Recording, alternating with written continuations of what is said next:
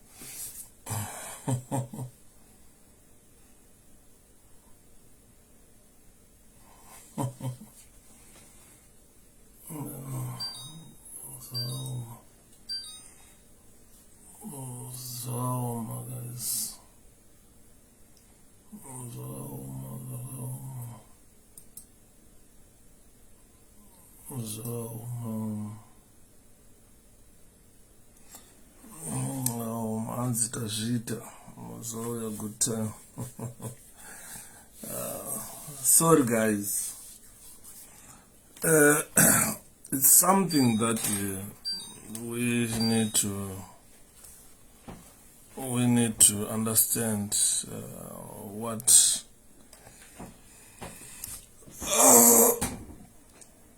Liverpool and Arsenal 0. Come on. Right, I don't want to waste your time. Tachimbomirira audience kuti imboti one day audience imboti one day.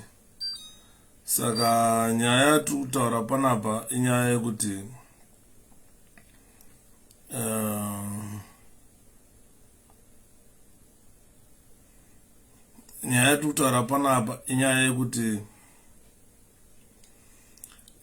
chinenge chatsva kupuppetry part, something brewing up. Monzora sometimes, as I mentioned earlier, later or last time, that don't purport to be clever when you are not clever. You purport to be clever when you are not clever. Monzora said a lot of things when he was recalling members of parliament from the MDC. First of all, he recalled MDC alliance members of parliament after they signed affidavits to say, look, we belong to the MDC alliance. Then he said they ceased to be members of MDCT because they had signed affidavits confirming that they were no longer MDCT members of parliament. They went to court. They went into parliament using MDC alliance. So Monzora was recalling them because they no longer belonged to MDCT, according to Monzora.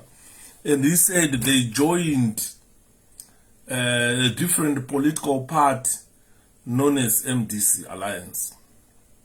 So now the by-elections were looming, and Monzora found himself wanting, because obvious, MDCT that 𝗍𝗂𝗧-𝗀𝗀 led in 2018 is the MDCT that Monzora took over.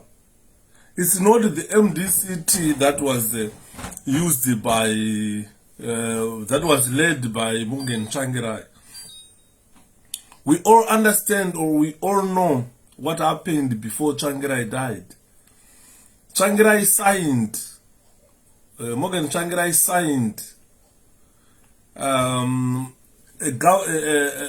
a coalition of 7 political parties to say, look, we are going into a coalition. If we win these elections, then we will form a government, and this the pact will last for 5 years. Unfortunately, the elections were rigged, no government was formed, and the pact collapsed. In a similar manner that Monzora agreed that the pact collapsed. Monzora agreed that the pact collapsed. In a video that I posted last time, Monzora said, because we did not form a government of national unity, so the agreement ceased to be an agreement. Monzora went on to say, all parties resorted back to their political parties because the agreement did not stand. We did not form a political coalition government as stated by the agreement. That is according to Douglas Monzora himself. Then we all understand that a court ruling came out, which Monzora said we were taken to court. I was laughing when I listened to Monzora saying that, because Monzora was part of the respondents. And you know, when a respondent celebrates loss of a Supreme Court ruling, then it becomes questionable that you were, Monzora, you were respondent to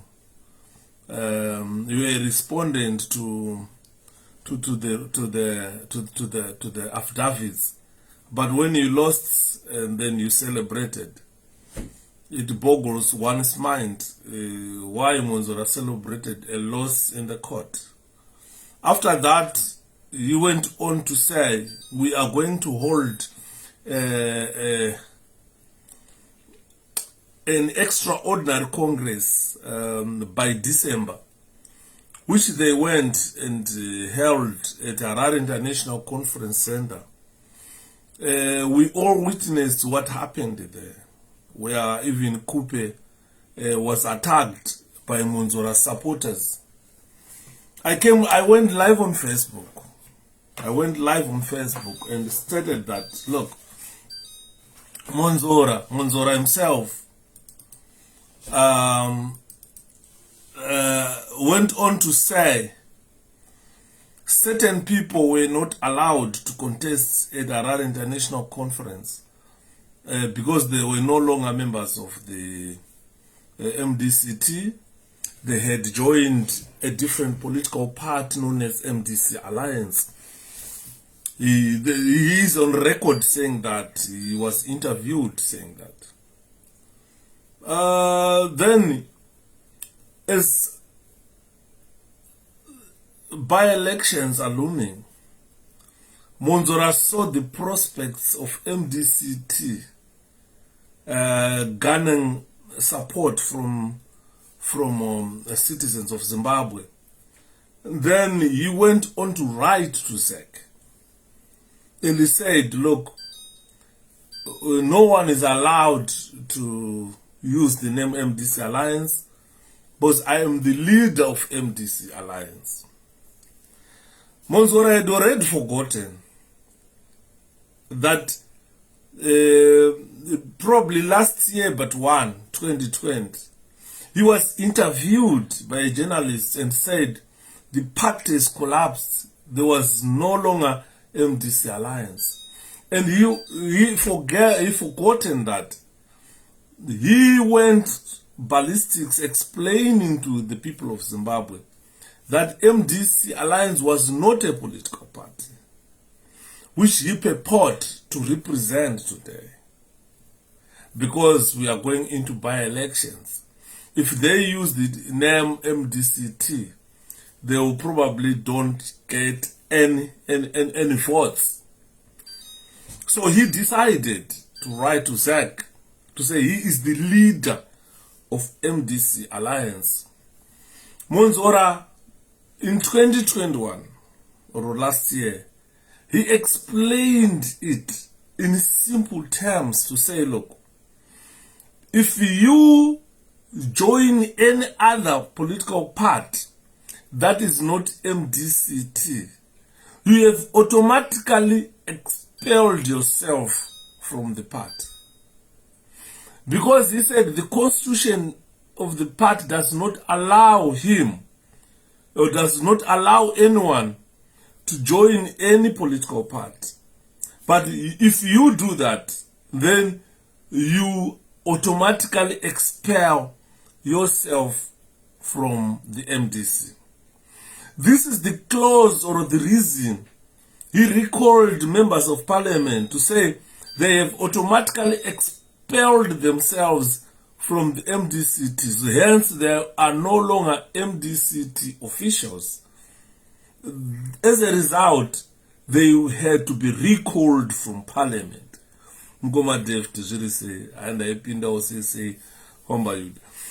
So there are contradictions in whatever Monzora did. You know, like last time I was asking Zimbabweans, if they don't, I said to the people, look at Monzora, look at his face. 𝗠𝗄𝐴𝐶𝐶 lesson 1. Look at Monzora, look at his face. The gentleman claims to be a solicitor or a constitutional lawyer. He should be coherent in whatever he says. Monzora does not look clever. To me, he doesn't look clever. To ZANU-PF, when they see Monzora, they see a strategist.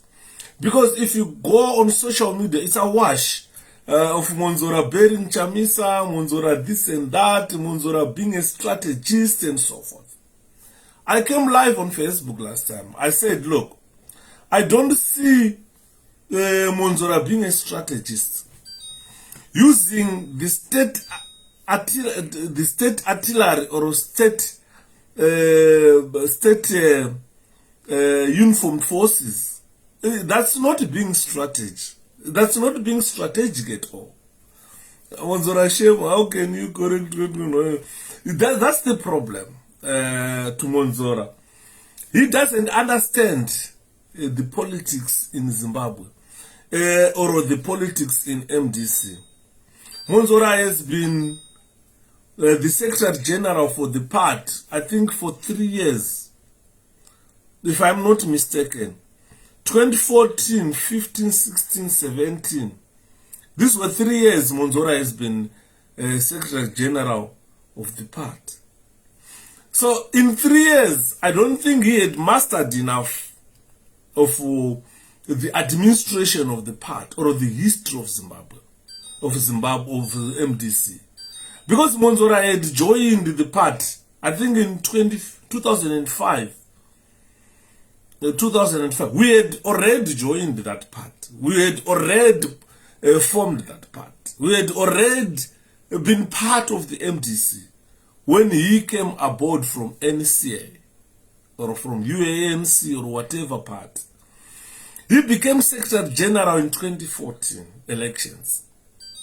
And we all know what happened in 2014 structures for Monzora to be member of parliament or to be a Secretary General of the MDC. We all understand what Monzora or what 𝗠𝗗𝗖 did for Monzora to become Secretary General of the party. This is the problem that he has found solace in 𝗠𝗵𝗺 as his advisor. Because with the 𝗠𝗵𝗺 they sit down, they read the constitution of MDC. Then they come up with the stories. They cook stories which try to suit their narrations, but the narrations, they don't work in MDC. I've been in MDC for too long.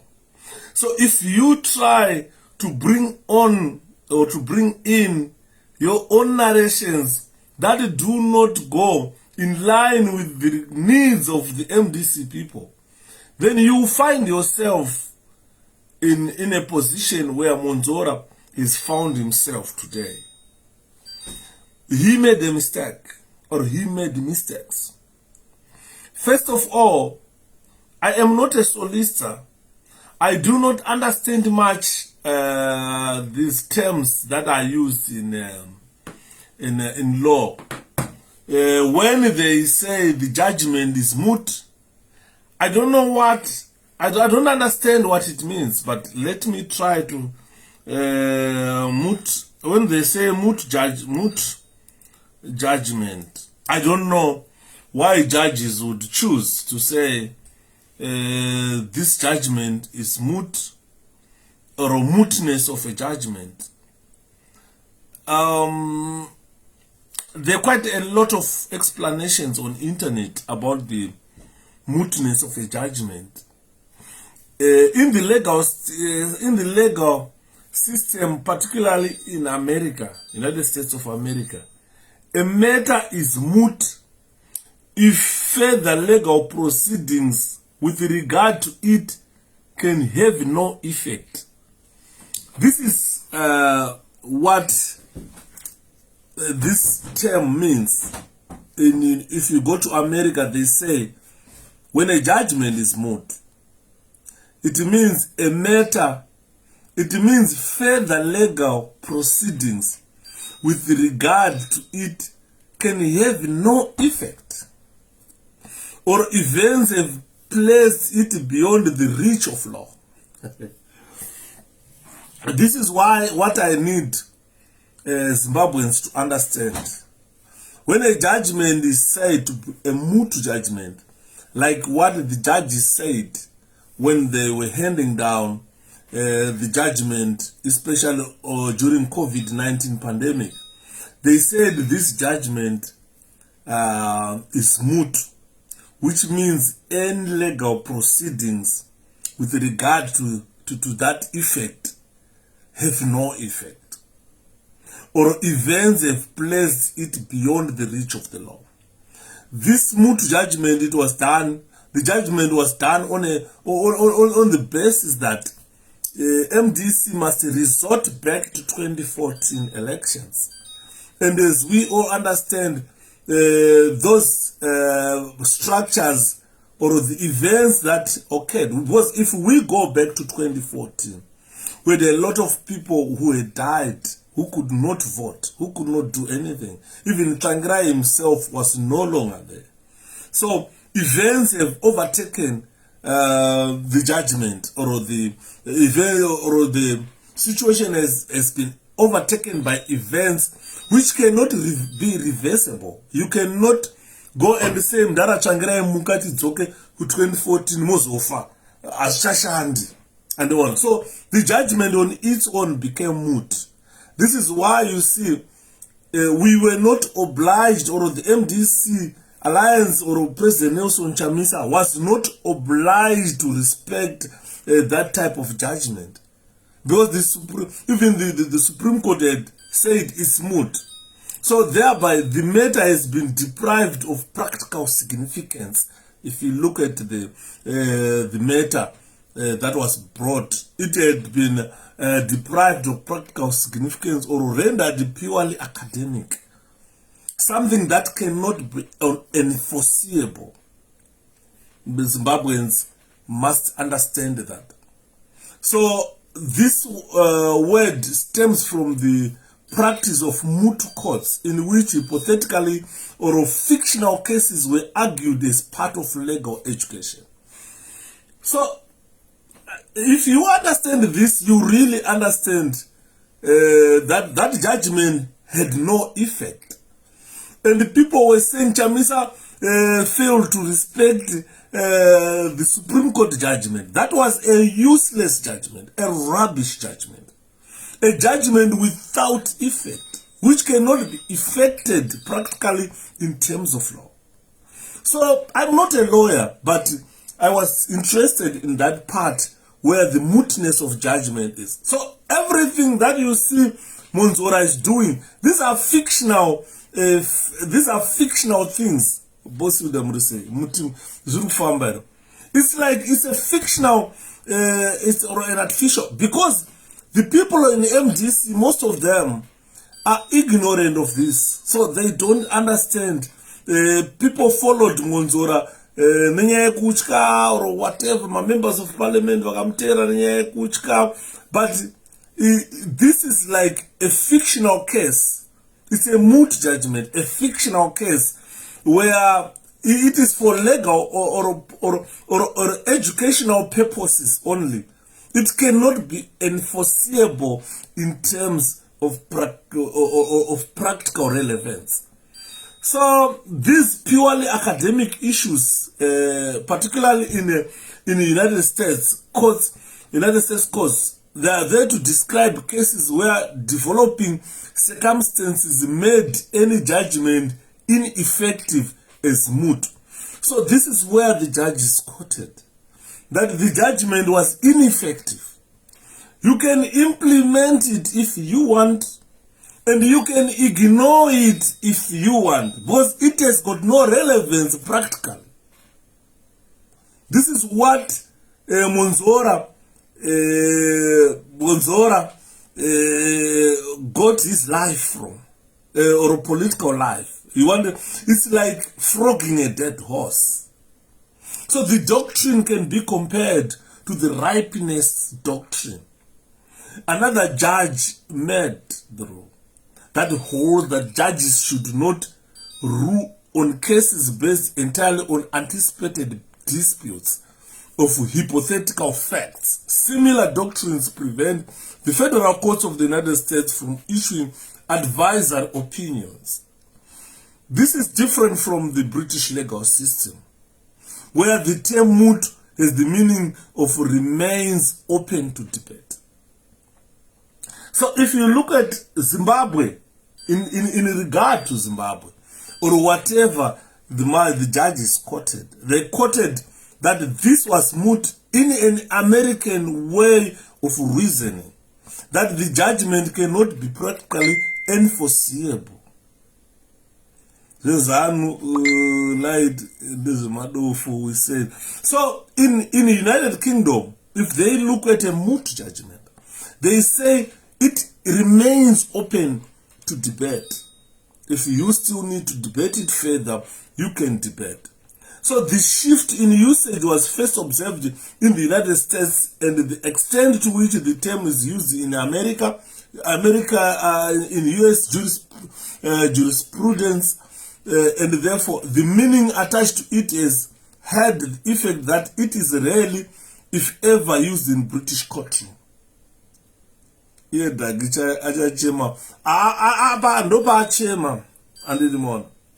should not be confused with the term moot court, which refers to practical appellate arguments.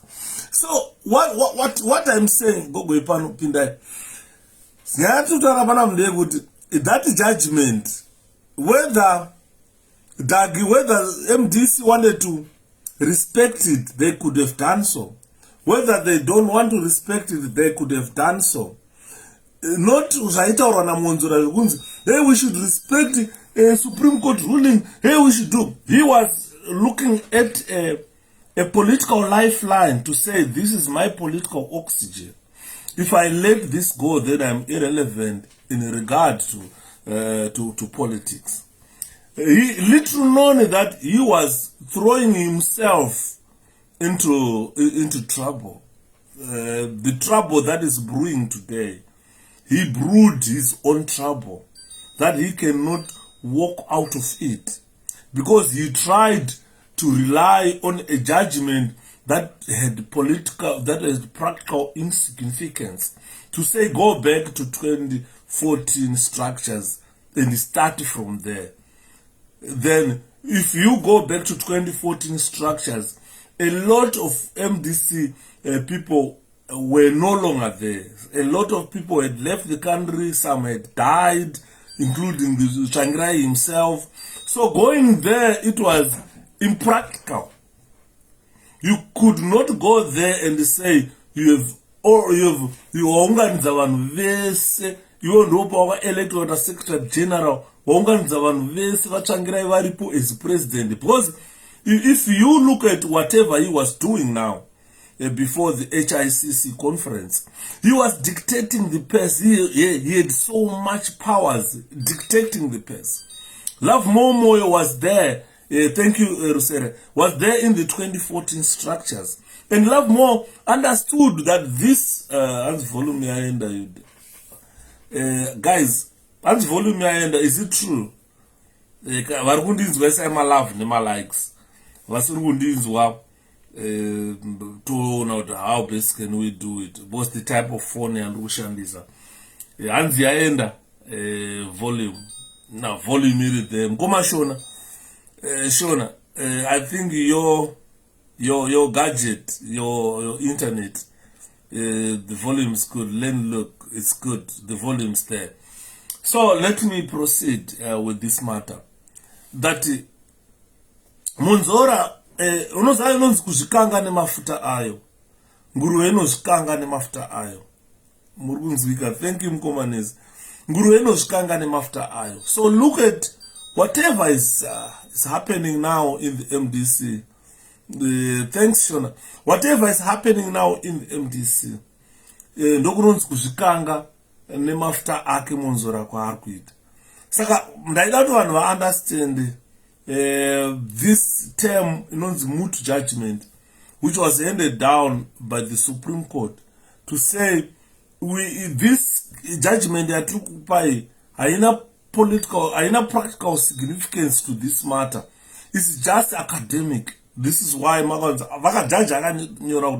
it's just academic. I'm not a lawyer, but these are simple terms. Sometimes we should understand that you can choose as MDC to implement what the court has suggested. It was just an opinion from the judges to say, maitikira akaita zvinhu apa, maingadai makadai. So the correct way of doing these things is this and that and that and that. However, this is a moot judgment because it has been overtaken by events. 𝗠𝗗𝗖 had died. You cannot take 𝗠𝗗𝗖 back to 2014. He won't be there to witness this. And a lot of people had died. A lot of people had left the country. You can't even get full structures of 2014 to effect the judgment. So practically, it was insignificant. It was impossible. But because this was a political oxygen that was badly needed by Monzora after losing in Gweru, and 𝗠𝗄𝐴 had lost in Gweru. Most of these people had lost an election, so they found a political lifeline through this fake judgment or moot judgment. Toilet issue. So the problem now is we have reached an extent where a true judgment from a true court is about to happen. Imagine if 𝗠𝗗𝗖's family go to Dagi and ask to remove his face from a poster, Anofadag. The problem now, saying is, inside 𝗠𝗗𝗖's family, there are divisions as well. Certain relatives of our former president, they are in line, they love Douglas Monzora. I don't know what they were promised. And the others in 𝗠𝗗𝗖 family, they like Chamisa. This is the reason why you see 𝗰𝗿 died. 𝗰𝗿 𝗠𝗗𝗖, the reason that 𝗰𝗿 𝗠𝗗𝗖's death was not a natural death, or was not an ordinary accident, because 𝗰𝗿 𝗠𝗗𝗖 had stood with Chamisa, and she went on to state the correct position that Mdara 𝗠𝗗𝗖 saw Chamisa as his son. So as a result, 𝗠𝗗𝗖 family were obliged to follow or to join hands with the President Nelson Chamisa. So as 𝗰𝗿 was married to the Jawas, you all understand, she was married to the Jawas, the people who were anti-MDC, the people who were anti-Nelson Chamisa. So what they had to do is eliminate 𝗰𝗿, to take 𝗰𝗿 out of the equation. And the way they did it, it was so sad. It was so sad, the way they did it. They eliminated 𝗰𝗿 from the equation, so that they are left with that 𝗍𝗏𝗍 one to go and say, look, atete how are you in a buino to hands ndezemdanga mzaya tineta ukuye kuimba inochika mazai aya. Yeah, but at the end, Sekuru Stole, this will affect the whole the brand MDC. But whatever is happening is affecting the brand MDC. It's not just affecting Monzora, Kupe. It will also affect the brand name of the MDC part. Because if you see inconsistencies that has fallen into Douglas Monzora, those inconsistencies, because he was touted as one of the senior officials in the part, having attained the position of a Secretary General, Administrator of the MDC. So it is very important to look into the whole scenario from 2014 to 2022. So what I wanted is people of Zimbabwe to understand, particularly those who are going to participate in 26 March election, that if you vote for Douglas Monzora or Thokozani Kupe's part, you are like accomplices in all these illegal shenanigans. First of all, Kupe and Douglas Monzora, they sat down, they connived to disable Zimbabwe Parliament so that the bills that oppress Zimbabweans can sail through the Parliament without people arguing on it. We understand that since 1980, ZANU-PF members of Parliament cannot argue against their party decision. ZANU-PF, they sit down, they read the bills, then they align every member of Parliament to vote for that bill if it suits ZANU-PF's requirements. And when MDC people sit down, look into the bill, they see loopholes. Because MDC members of Parliament, most of them were solicitors. So they will sit down, read the bill, understand the bill, analyze it in terms of law, and say, look, we can't vote for this bill because of A, B, C, D. But the ZANU-PF, they don't look at A, B, C, D. No. They are not interested in that. What they are interested is just to attain power. If the bill can oppress the masses. Numbers are increasing. Good for Shabiro Ramboga. Thank you, Mkoma Mjiti.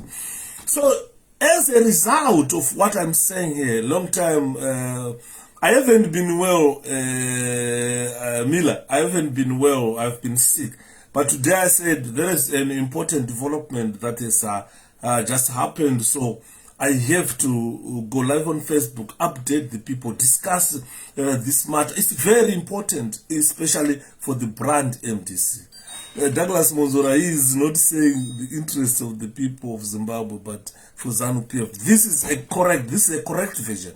He is not serving any interest. If he was a leader of the MDC as you purported to be, he was supposed to have considered recalling those members of parliament illegal. Because, first of all, those members of parliament, they were never voted by Monzora in the first place. They were voted by the people of Zimbabwe. And those people of Zimbabwe are the same people who are affected by the laws which are passed by ZANU-PF. You see today, ukaenda kuHarare Marara haasi kutakurwa. But muHarare mune members of parliament mangani. But Marara haasi kutakurwa. Vese members of parliament vanorepresenta ma-constituencies ari muHarare ane Marara. They can't even take it to parliament because they are scared of being recalled. Andini murugona. Thank you, 𝗠𝗄𝗎𝗄𝗧. So you see here to panapa kuti my members of parliament, they were recalled, but they were never elected by Douglas Monzora. So his intention was to disable the parliament and ensure ZANU-PF has got an upper hand in everything they do. The road that you see today, it has been Douglas Monzora contributed 90% of the road that you see today around Zimbabwe. He left constituencies without representation for over 2 years. Wards were never represented. Districts were never represented. Provinces were never represented. For over 2 years, he disabled the work of parliament to the extent that the parliament became a useless thing. It became undemocratic. So he is part of the people who destroyed democracy in Zimbabwe. And after that, he comes to you and say, look, I am the leader of MDC. And I'm just glad there is definitely the chaos. I foresaw the chaos. I once told you guys, if you still remember, to those who followed all my presentations, I spoke much about it. Remember when I went live on Facebook, when I discussed Mbama Yakarowa Thokozani Kupe ku HICC, that is not the democracy that we want.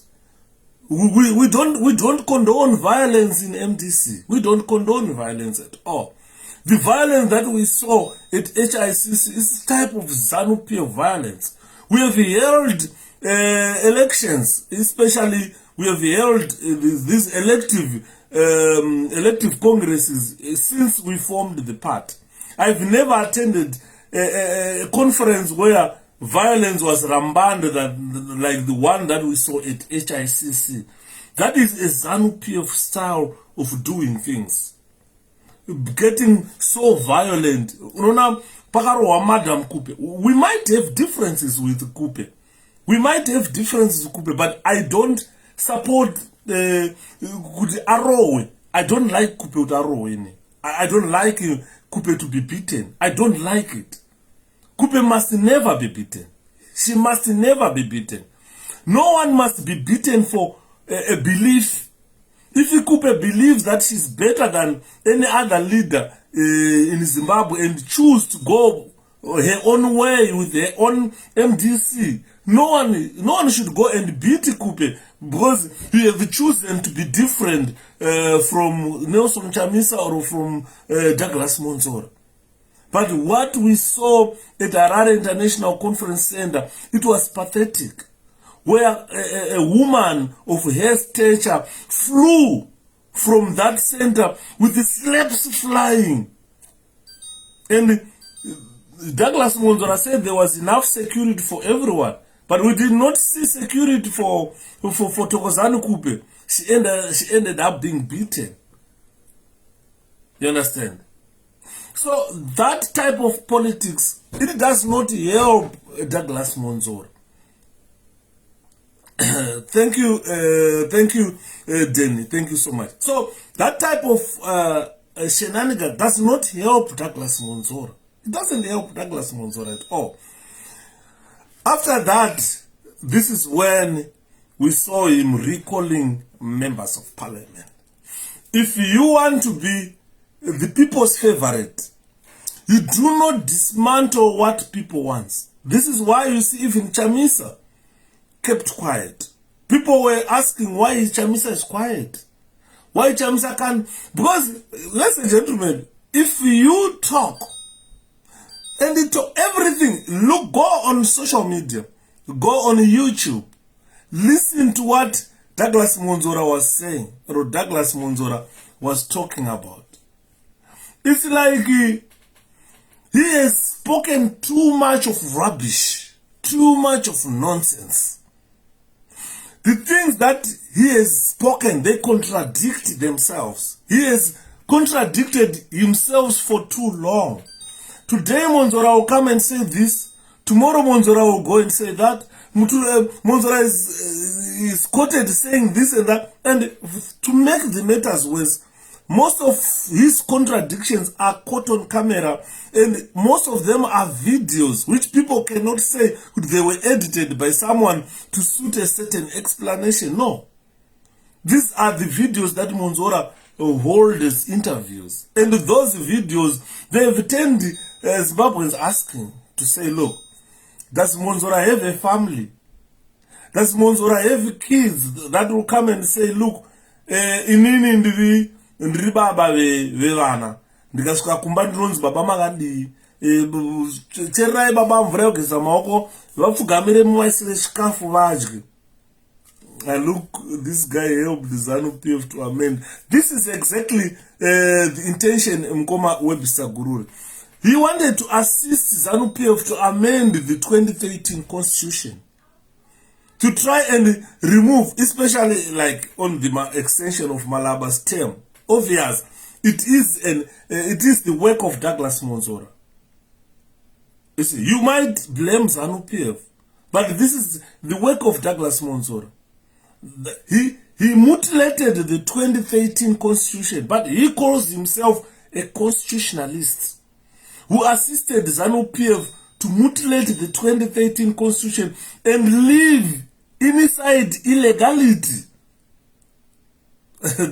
Andosaka journalist yakazomuti mudhara, are you not ashamed? Yes, because those journalists, before they come to interview him, they listen to his previous videos. If you listen to his previous videos, this is when you can tell what I don't think Monzora are right, and I don't think it are right because murgona takaenda ku 𝗀𝗺 Congress. Before that 𝗀𝗺 Congress, if you look at videos which are watched on internet, if I have time, I'll look into them. Before 𝗀𝗺 Congress,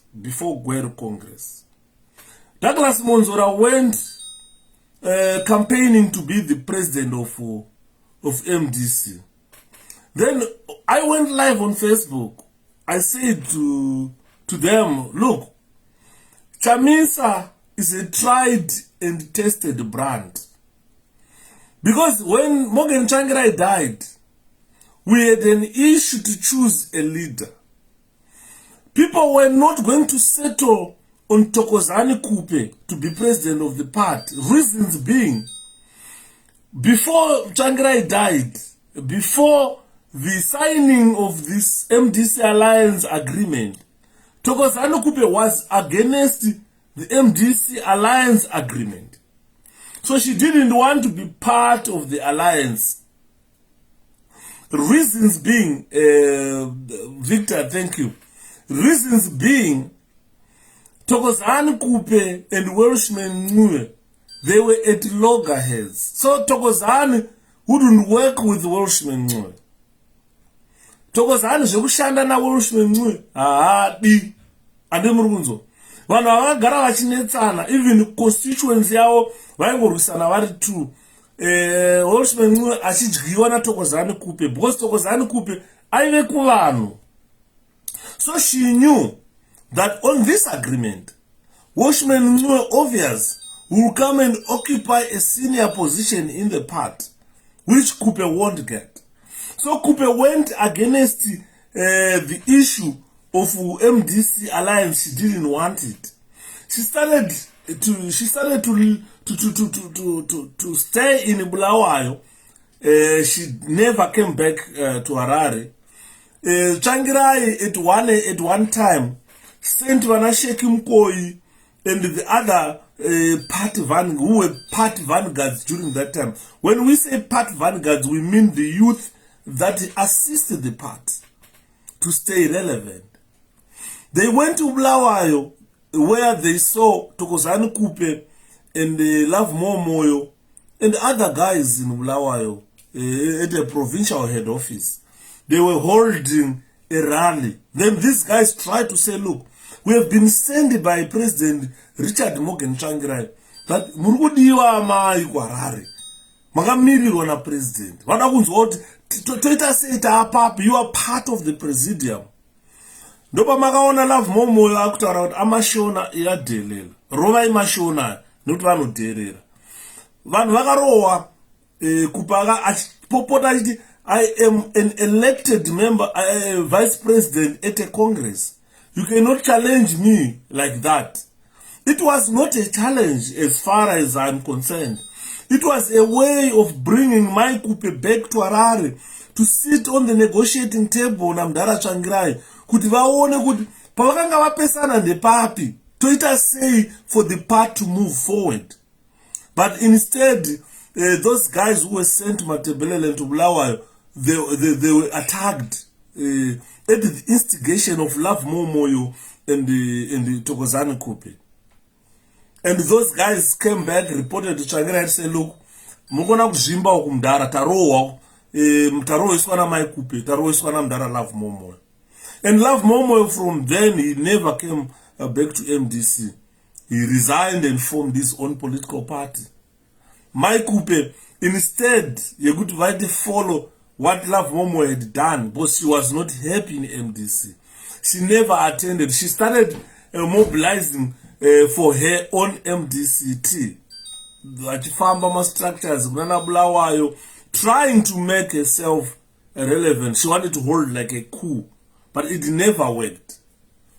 When Tsvangirai died, remember when I came live on Facebook here, that a lot of explanations are given, especially from ZANU-PF people and their surrogates, to say Chamisa akabvuta chimuti.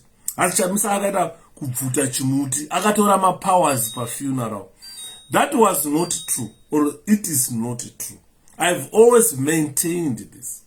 Kuti imbotarisai pakazoenda Mudhara Tsvangirai achirwara kuchipatara kuSouth Africa paakazodzoka oshaya Mudhara Tsvangirai. Akasiya aapoinda 𝗏Muzuri as president, acting president. Vakati 𝗏Muzuri ndakurwara, kwandakuenda vanisi ndichadzoka here. Saka imi muchimbosarai makabata matomu, mbochairai hosi rinonzi MDC, indombonorapwa. Azi Mudhara uya akangofanana ana Mutambara vari kutengwa neZANU-PF kuti vauraye. So you will find Anna Shakespeare, Musarano, Munzora and Komish are the next Makedenges. Obvious, they are the next Makedenges. So you will find after that, Thokozani-Kupe went to South Africa. When Mdara Tsvangirai went to South Africa for treatment, Thokozani-Kupe was in South Africa.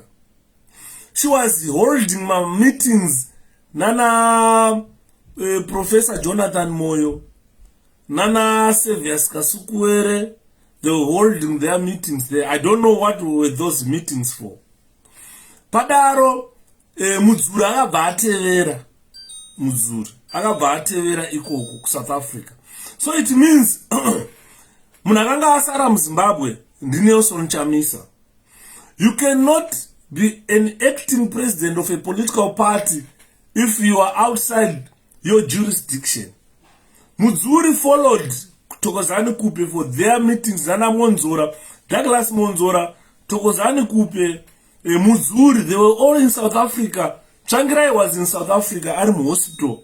They were busy holding meetings somewhere else, known as ZANU-PF G40. And they were with the only person Aranga Asara, Adam Zimbabwe, to lead the MDC was 𝗠𝗄𝗖. So I don't know when ZANU-PF say 𝗠𝗄𝗖 akatora marufu mama simba parufu. Vaida kuti ani ave acting president. 3 vice presidents were no longer in Zimbabwe. 𝗠𝗄𝗖 was in South Africa. Elias Mzuri, who was supposed to be the acting president, was in South Africa. Secretary General of the party, Douglas Monzora, was in South Africa. These guys, they were not in South Africa to go and see Tsvangirai achirwara achifa. They were there to meet Vana 𝗱𝗿𝗺𝗀, Vana Jonathan Moyo, in ma G40 ikoko. And him Saka Muzimbabwe Mama Sarah Chamisa ari acting vice president. Automatically he became the leader of the party. Since these 3 were not there, Tsvangirai was in South Africa, Mudzuri was in South Africa, 𝗠𝗄𝗖 were in South Africa. Saka munhu akanga asara ipapo kwakwasara Chamisa chete, he automatically assumed the presidents of the party. Zvokuti akabvuta maro simba parufu, I don't know where ZANU-PF get that from, or they are not well versed about the things which were happening during that time. 𝗠𝗄𝗖, she only resurfaced when Tsvangirai died, not in meetings, but at a funeral in Buhera. This is where she resurfaced. After spending almost a year without even attending to party business, she resurfaced there in Buhera, and she wanted to take over. Imagine someone who has never been doing part, who doesn't even know where you are with all the organizations which were there. Just resurfaced and wanted to say, I'm the elected vice president. You are coming to bury Tsvangirai, who you despise for almost a year. You never attended any meeting with Tsvangirai. You were demanding to meet Tsvangirai at a neutral position. Imagine your vice president demanding to set up a neutral venue to meet you. Like as if she had been barred from Harvest House. She was never barred from Harvest House. You understand? So the problem is spot on and written on the wall. Yes, even. So the problem is 𝗠𝗄𝗖 wanted to dictate certain things that she thought people would follow, or Tsvangirai must fall a victim to. These guys were already captured because they came from a meeting with the G40s. I don't know what they discussed there. That was a ZANU-PF function. When they came, they wanted to dictate certain things which were not MDC. Things that MDC did not believe in. And more. We had to go to a congress in Gweru. Remember. Apana sina kuona Douglas Monzora achikambena. In Mutare, he was booed by the people. This is why you see when Douglas says claim to have people, no shamska do vanhu claim out anavo ndiani. Zita harisi vanhu. When he went to Mutare, kwaida kukambena akasvika akataura kuti inini handichakondese chigaro chapresident. After Chamisa received nominations from all provinces without challenge. Chamisa is the only president where MDC perhaps akanominatwa nevanhu pasina kana one akamuchallenge. Ma constituencies ese they were happy with the Chamisa, because when Chamisa took over MDC, when he took over MDC, he showed to be a leader. And because of his charismatic, people were saying is because of populism. I don't say because of populism, but I say because of his charismatic, the way Chamisa brings himself before the people of Zimbabwe. He's so humble. He brings himself down to the levels that every person, young, all generations, accept him. So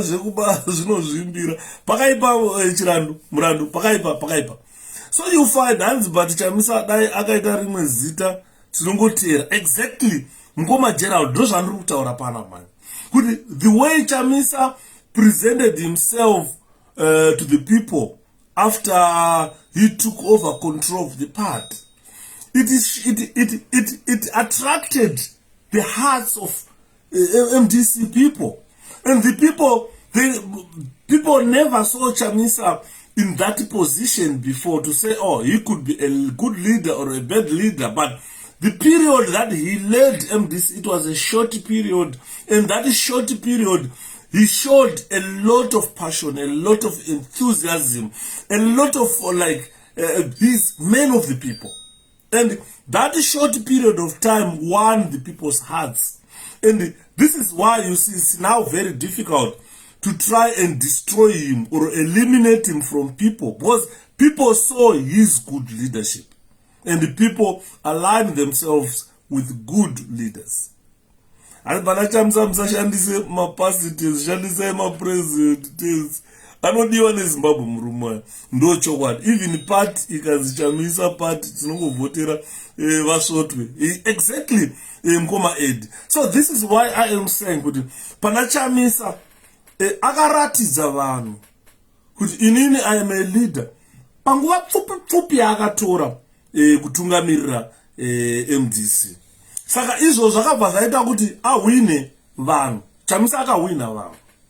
Saka mumwe munhu kuti abude nhasi auya achiti ndakudimbura Chamisa musoro, hasina vanhu Chamisa apera, ini ndina kutungamirira MDC.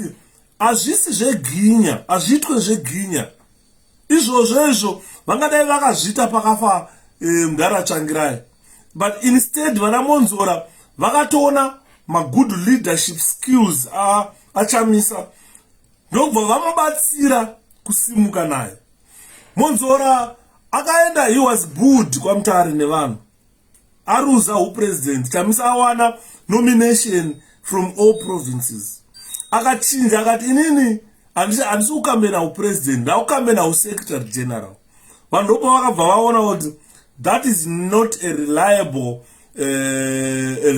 leader. Ukuthi anotaura nhasi kuti I want to challenge the president. Waona kuti hakuna chance uri kudyiwa, vanhu havasi kukuda, ubva wadzoka kuti ndakuda kuti leader zvakati. Vanhu havasi kuda izvozvo. Vanhu vaida zvavaida nguva iyoyo. Saka this is why you saw Monzora being booed in Mutare. From there Monzora went to Gweru Congress. Thokozani-Kupe did not attend Gweru Congress. Thokozani-Kupe, why she didn't attend Gweru Congress? It's because she had formed her own MDCT. People were let's go and challenge him in court. But Chamisa, how can we challenge him? Her name is Thokozani. And she is leading a political party known as MDCT. She will go to court and say, T is my name. My name is Thokozani. And I'm allowed to use my name to say I'm MDCT. So it was fruitless to mount a challenge. Let's bar Thokozani from using MDCT. It was useless. And because he owns Thokozani. Saka MDCT, to her, it was a Thokozani thing. And she got support. Kunana Love Momo, she got support. Kunana 𝗱𝗿𝗺. You see where Good is now. Nobody at the hand of ZANU-PF. Although ZANU-PF is saying, don't blame ZANU-PF in whatever is happening in MDC. ZANU-PF is utilizing state resources to sponsor all these chaoses. Because takanzwa isusu takazvinzwa kuti Kupe akapiwa motikari nezano. Kupe akapiwa makoponi anonwa fuel for free. Anongono basemi dio badra bisa makoponi onwa fuel o driver kwenda kwa chero kwa anoda anditi maona. Azingapinda ke mkomana. Saka you find kuti hanzi munzura magasi ake to suspend muridzi wepati pakaipa. So you find kuti after that Munzora akaenda Gweri Congress. Inini I was not Gweri Congress, but I'm privy to whatever was happening through social media, through my phone calls and so forth. Munzora akatanga kufamba nevafana vaive navo achitenderera achiudza mambuya machiti vote for me Secretary General wenyu. He campaigned there to be voted as Secretary General of the party.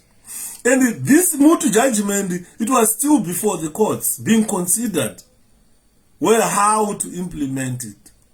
Akaenda akanokambena akazvamburwa zvekuzvamburwa zviye na Charlton Wende akawina kuma 2000 something one. Munzora just got 700 votes. Baba Abrahama vaiti Baba Abrahama vakomichi vakazvamburwa zvekuzvamburwa zviya kuCongress. Chakadyisa varume vaviri ava vanhu hamuchinzwisise. Ndakataura one of my colleagues ndikati but why vanhu veMDC vagumbuka kuona Munzura, vagumbuka kuona komichi.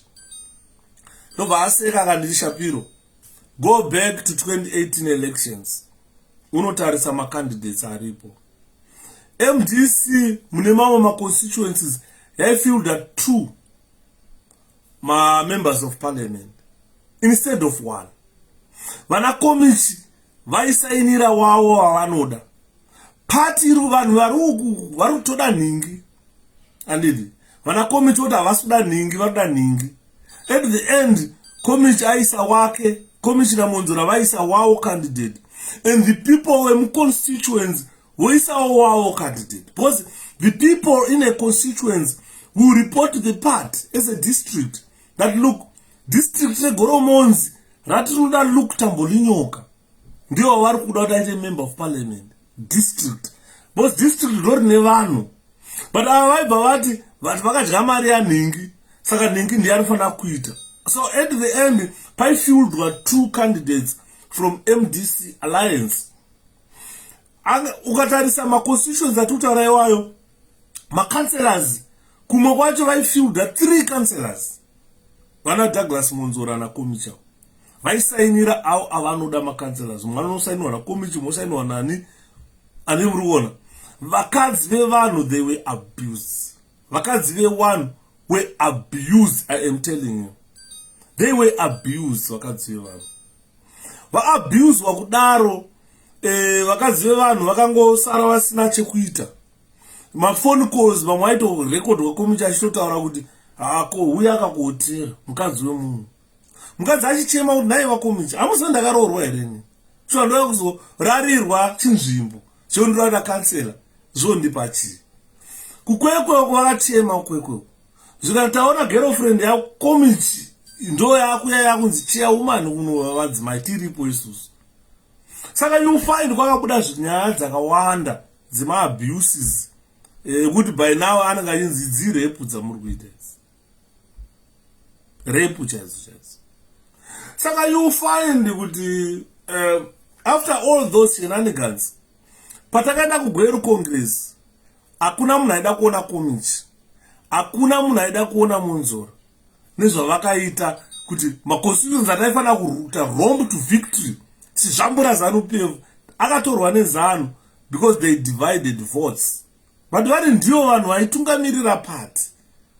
Ndopakafa leadership yakomichi, ndopakafa leadership yaMunzora, and they will never rise from there. Believe me, Munzora and komichi will never rise from there. Politically, vanonge vachionzi they are dead politically. Saka vakanogara pasi. There is a video again yakomichi achiadresa vanhu pane imwe imba yamonzura achadresa vanhu pane imwe imba achitabva kugweru congress takagara pasi nachairman tikatanga kuplota. So you see whatever is happening, it was plotted by 𝗠𝗄𝐶 and Monzora, plotting against the will of the people, the wishes of Zimbabweans. Zvese zvemarecallings, they plotted it vari kumba kwaMonzora. Ndopavainzi vainogara musangano nana 𝗍𝗿 vana Monzora. Akataura ega Monzora, hapana akamutaurira, takanzwa achitaura ega. Ndosaka tichitaura kuti ukanyarara hauna chaunobva, but the more you open your mouth and talk a lot, you contradict yourself. 𝗠𝗄𝐶 akapupura uyu Monzora achitaura pane vanhu pajekerere.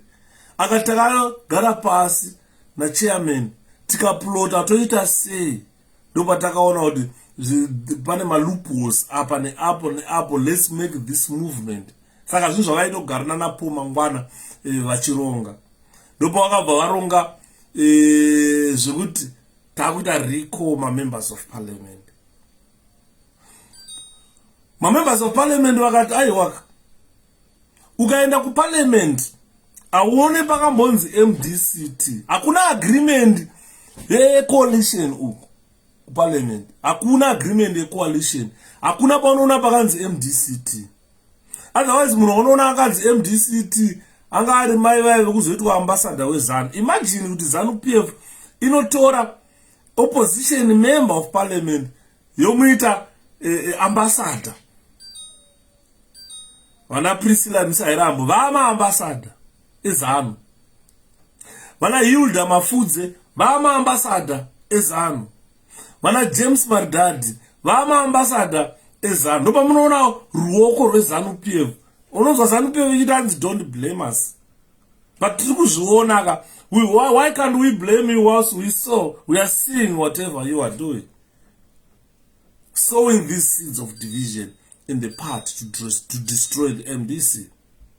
Vakabva varonga kuita recall. Members of parliament vakanyora ma-affidavit vakati nhai vaKomisi, nhai vaMonzora. Mukaenda kuparliament uku hapana pakanzi MDCT. Ini ndakaenda kuparliament netikiti reMDC Alliance. Nhasi makundibuda muparliament nokuti wachinja party yandachinja ndeipi, I remain MDC Alliance. So you see that all those members of parliament who were recalled, they remained, we are MDC Alliance.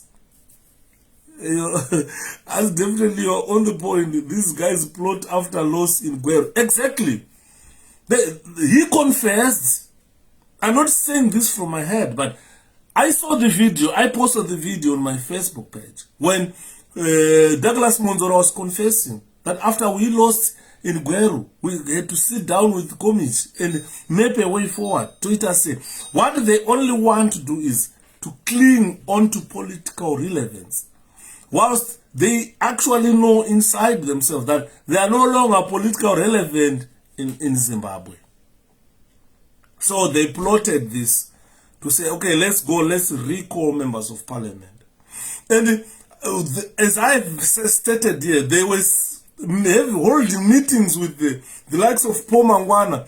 And 𝗍𝗿, obviously ZANU-PF had its plan to say, this bill to pass, that bill to pass, that bill to pass, and we need a certain number of majority to pass this bill, because it's 2/3 votes of the parliament for a bill to sell. So if you look at ZANU-PF, members of parliament and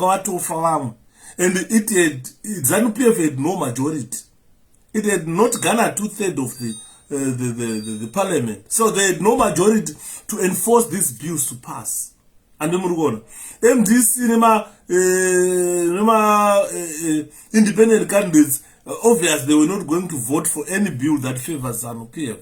So what they plotted was, let's remove MDC members of parliament so that these laws sail through. Soccer update, Liverpool 2, Arsenal 0. I will tell my son 9. So it was planned to hold the court challenge yachamisa president to us. It is the event vachika Congress. We know everything. Vasambofunga kuti vanhu vakapusa. Their relevance was eroded long back. Monzora and 𝗠𝗄𝗖 will answer to the nation in a new Zimbabwe. Definitely, what they did is they killed what we call democracy. Democracy has been killed by 𝗠𝗄𝗖. Democracy has been killed by Monzora. Kusara parliament, isisina vanhu vanomira vachati zvazviite. You know, we had one vibrant member of parliament, anonzi 𝗠𝗗𝗖. Those who were following parliament proceedings, most of them were aired live. Go and listen to debates by 𝗠𝗗𝗧. You can tell that a natural leader was born in 𝗠𝗗𝗧. A natural leader was born. Someone with the passion of Zimbabwe. Listen to the debates. Mune vamwe vakangoiswa parliament who have never spoken. But ene munoteerera 𝗠𝗗𝗧 achitaura. Takatane a new crop of young leaders in parliament. All of a sudden the ZANU-PF knew. And all these members of parliament who were removed from parliament, they were appointed by ZANU-PF. Go and remove Mseyami. Go and remove 𝗠𝗗𝗧. Go and remove this and that and that and that. To the extent that the most effective members of parliament were removed from parliament. They were recalled. How can you, if you are a leader of an opposition who really understand the politics of ZANU-PF, how can you go and reduce parliament to that extent? To say, look, let's give ZANU-PF upper hand. So, pamusoro pezvimbasera yaakapiwa neZANU-PF, akabva atanga kupiwa mari dzeMDC Alliance, �MDCT, akadhirowa dzese. Pakabuda vanhu vaitaura vana murimoga kuti Douglas Monzora imbavhawo. Mari dzese dzakapiwa akaba. Vanhu vakaratadza kuzviteerera. Pamusoro pekupiwa mari dzeMDC Alliance, akabva atopiwa head office yeMDC. Hana head office youth yakatora head office yayo vakati hazvingaite kuti head office iende naMonzora because munhu akaruza maile aruza zvese. Ndobva ataurira vana Mnangagwa, they provided him with the presidential guard. Masoja epresidential guard who were in civilian and armed. They stormed Harvest House, vakapwanya vakapinda vakatanga kurova vafana vanga varimo. Support unit yakatenderera yakagada usiku. Monzora akabuda. Chakandirwadza pana Monzora, akabuda achitaura kuseni kwacho kuti there was a smooth handover and take over of Harvest House. Video yacho iripo nanhasi, you can play it, listen to it. Charlton wenda uzonzwa vana vari kupondwa nemasoja muHarvest House. Vana Harvest House yasaraundwa nemasoja nemapurisa usiku. Charlton wenda akamhanya kuHarvest House, akanosvika akavachallenja. Vakati hatina zvatinoita, tatuma. The video is there. Then the following day, Monzora came by interview. Akataura there was a smooth handover and take over of Harvest House. But we still have my youth akatorwa nearmy vakanorohwa. I don't know kuti violence yakashandiswa nemasoja nemapurisa kutora Harvest House kuti vaite handover vape kuna Monzora kuti yanga iri smooth handover and don't know smooth handover and take over here. All the shenanigans are there for the people of Zimbabwe to judge Monzora, for the people of Zimbabwe to judge 𝗠𝗄𝗖, for the people of Zimbabwe to judge 𝗂𝗄𝗧. They found favors from ZANU-PF. They took army, presidential guard, soldiers, and support unit, police to go and snatch Harvest House. They abused or physically abused our youth who were there. I don't know how pathetic it is, ladies and gentlemen. This is how pathetic it is. After that, someone under there was smooth handover and takeover. Those are kandirwadza. Tofana wanga vakazvimba maziso varuwa vamwe vakuvadzwa vamwe vavhunwa mbabvu zvikanzi that was a smooth hand over and take over. Imagine Monzora dai ari president wenyika anobuda achitaura kuti parohwa vanhu paabuswa vanhu vakuvadzwa vachorwa mbabvu otaura that was smooth hand over and take over. How do you feel? How do you feel? Honestly, mkoma anyway ndingotaurirai kuti misodzi yenyu haibuderi. Makatarisa munin'ina wenyu akavhurwa mbabvu akarara pachigomera. Munhu obva atobuda kuenda pajekera obva ati this was smooth hand over and take over. Chizano ichocho. Kana vanhu vasina kuona chizano PF muna Monzora handizoti muchachiwana kupi. After that vakabva vatanga kupinda muharvest house vakatanga kuita zvavanoda vanatokozani vachiungana vachiita sei vachinakirwa vachiita zvavanoda. Andimona mashavira judgment chakazoita chichallenjwe yaichallenja mapowers atsvangirai ekuapoinda 2 more vice presidents. Tsvangirai aive neziso aiona. That was foresight. That is what we call foresight. Saka nyaya yakupe press tomorrow ingaite ameno inyaya dzavo dzavari kunetsana nadzo.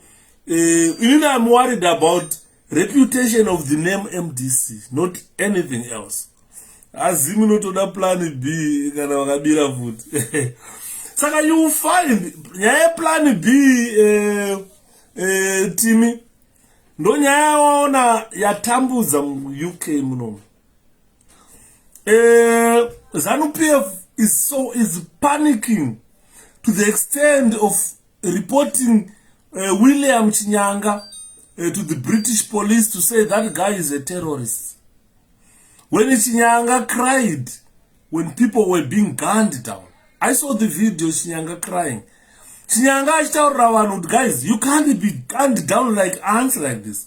Why can't we retaliate? This is enough. So as a result of that, ZANU-PF misquoted Chinyanga, reported him that he is aged terrorism. And we know who aged terrorism. Vanarurama Imashi, they aged terrorism. People were gunned down. People were shot and killed on 1 August 2018. And in 14 January 2019, we saw people killed.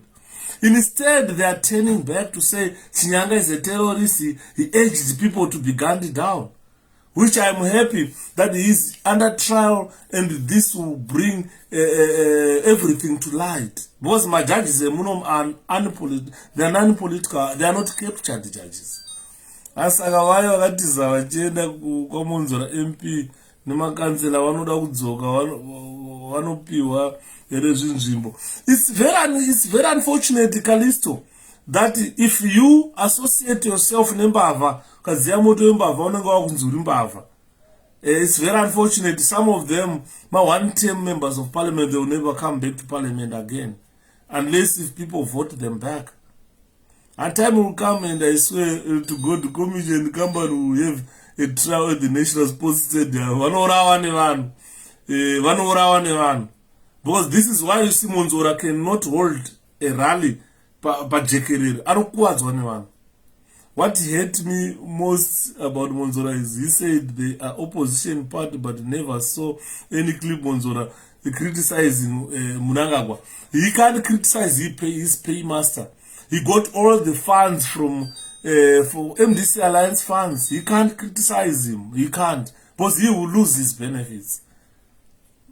As Monzora and Agadzinga MPs that they belong to MDC Alliance is said by supporting MDC Alliance they have expelled themselves from party Saga Monzora. Exactly, this is the argument ya Thokozani Kupe. Because Thokozani Kupe, from the word go, she never wanted to associate herself with MDC Alliance, and she has been consistent on that.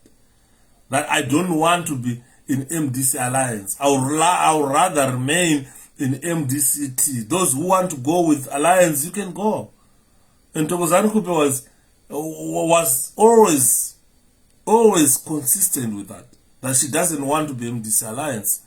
So when she came to MDCT, she was shocked to hear or to see a letter written by Monzora to say, I am the leader of MDC Alliance, automatically Monzora had expelled himself from the MDCT, which is in a letter that Monzora wrote to the expelled members of parliament or recalled members of parliament. He said those members of parliament had joined another political party, the MDC Alliance. Therefore, they have automatically ceased to be members of the MDC, and I am recalling them.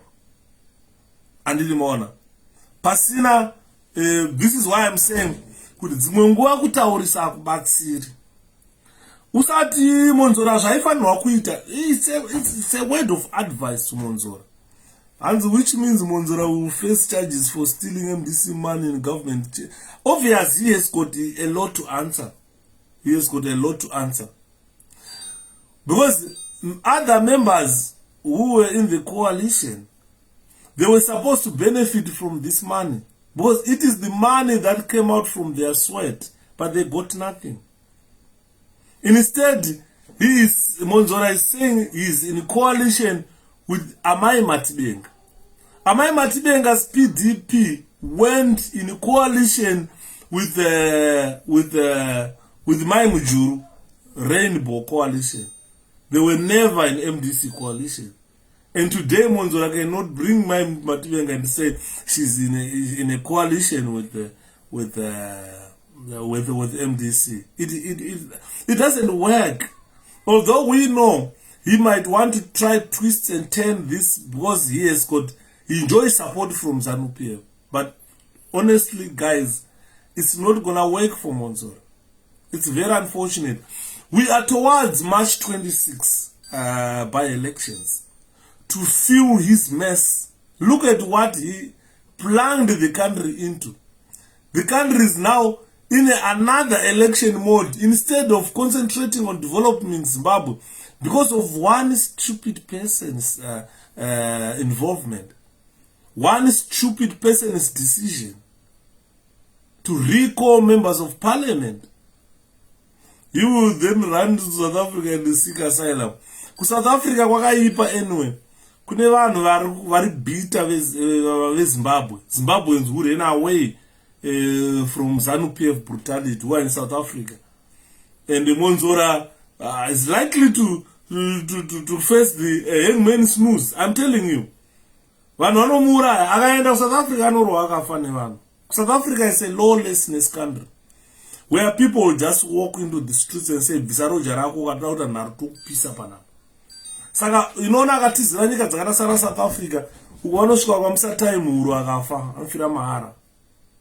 Saka he made a very serious blunder. I don't know who advises him. Saka ndati I don't know who advises Monzora kuti nyora tsamba kuzeko uchitaura kuti MDC Alliance ndeyako. You are the leader of MDC Alliance. Automatically those whatever he wrote on those recalling letters will resurface on his recalling letter again. He is no longer MDCT, he is MDC Alliance. Atimuracho baba Abraham Monzora kupe kudzanaye mashuba apakaipa. As I am one of them who will look for him, and I'm serious. I'm going pakaipa. Saka, we are towards March 26. We are towards elections here, by-elections, trying to fill the mess created by ZANU-PF and Monzora. From our own judgment and thinking, do the fate likely to favor Madam Kupe if she goes to court against Monzora? I'm not sure, Mkoma Simon. Because diamonds of Pandatanga Kutaura could judgment they are to rely on judgment. First of all, that question goes back to the mootness of judgment, where I've clearly stated that the judgment has got no effect in terms of law. Events have placed it beyond the reach of the law. The change of events have placed the judgment below the reach of the law. That means practically it is not enforceable unless if you guys come together and say, okay, let's do what has been suggested by the courts. So all their problems now are emanating from a moot judgment. So I'm not sure if it is remains open for debate to take these issues back to court again and say we need to determine what is this. Because already could need kupano win our court, it doesn't work because you cannot cancel HICC elections even if they were not free and fair. You can't in terms of law.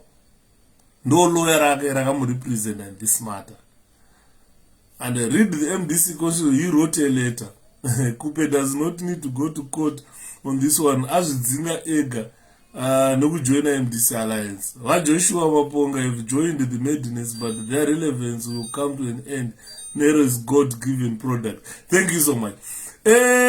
So you will find with members of parliament who were recalled, they had signed affidavits to say they were not in court, they were not in parliament because of MDCT. They were in parliament because of MDC alliance. And by signing those affidavits, they automatically expelled themselves from MDCT. This is the reasoning.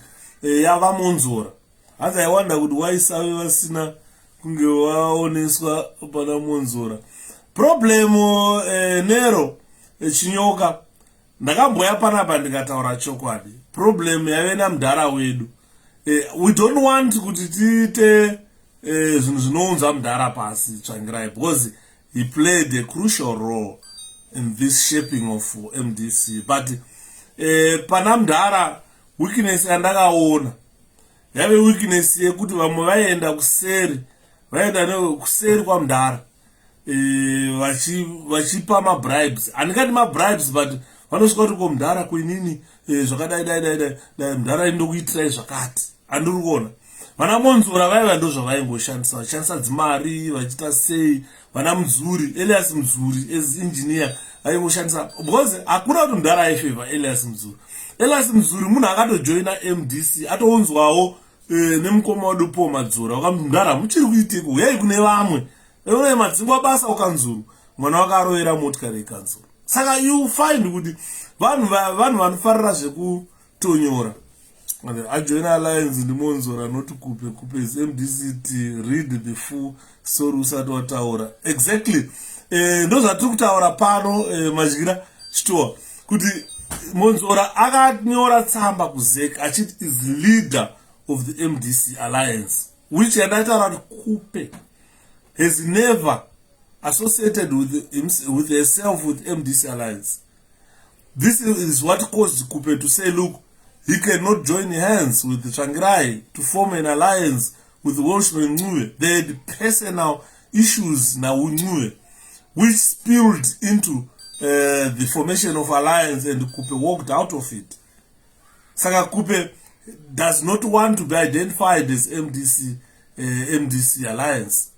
She wants to be identified as MDCT.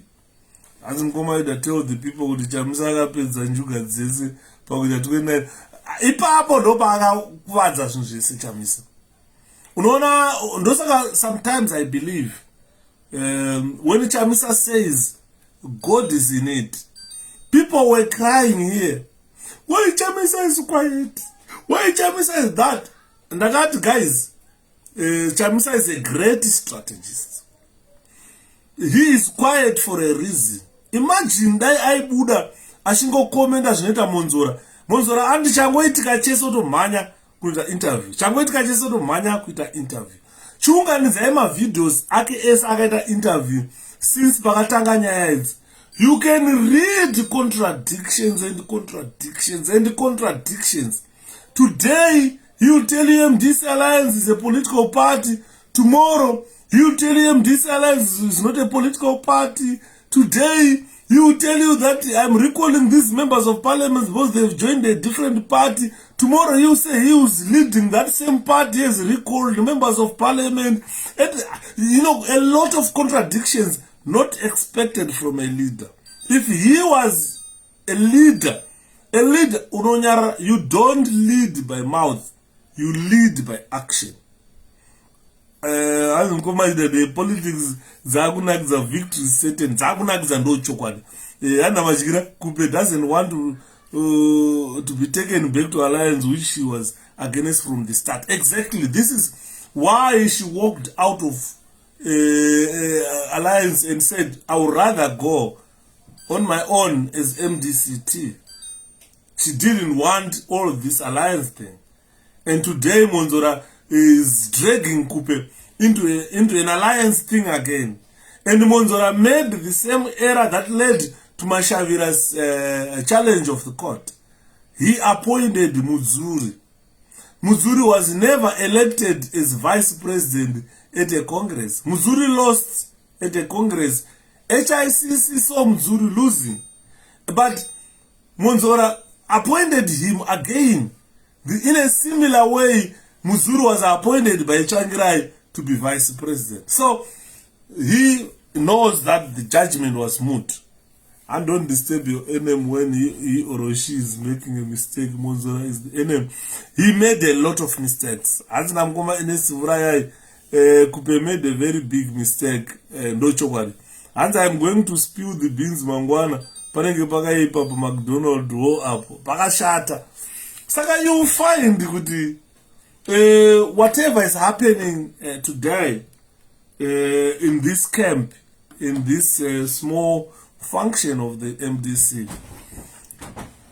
Quite a one makaro. You lose both. You can lose everything. Guskara nesha orkujga. Saka urona tishikura kuti waitu kaita makaro, waitu kabata icho wadya, waipesa dumbura zara kudai. Watanga kutanga kugeya mazai, akaora mazai, uchitanga ukanzwa kutanga kugeya mazai, the next thing wakuenda kunorusa nyongo. Because makaro imbogusikara nechinhu one. As Monzora, I used to respect him as a land schemer, but yeah, a lot of people used to respect him. But he has shown that he is shallow. You understand? He is shallow. He is not sharp. That's the problem. And in Liverpool 2, Arsenal 0. Okomana ma results are murondi. Announce I am Liverpool. Mulondrovesa pana vanhu vakatomira kundrova angarohwa okomana imbomirai kani timbotaura nyaya yaMonzora ndanakirwa. Is true mgoma pana mudhara munhu aida vanhu vese plus I am sure Monzora rakagara raona kuti Chamisa is a threat to their mission once apinda panyanga, so that's why vaida kumusairira. Problem yavakaita manje ndiye kuti vakabva vamhanya nenarration yeZANU-PF. Chamisa apera. Chamisa apera. Ndakabvunza ndikati Chamisa akapinda 2018 election akatsvaira ngwena angapera neminute yekuti pabvizimwa 31 members of parliament from panel atopera Chamisa because madzinga ma-members of parliament. It doesn't work like that. As I think since Monzora said he is the leader of MDC Alliance, the recalled members of parliament must go to court. It is going to create another debate as well. That since Akati is a member of the MDC Alliance, and these members of parliament, they can take their case back to court. We were recalled by our leader, Chitita, joining a political party, but read this letter.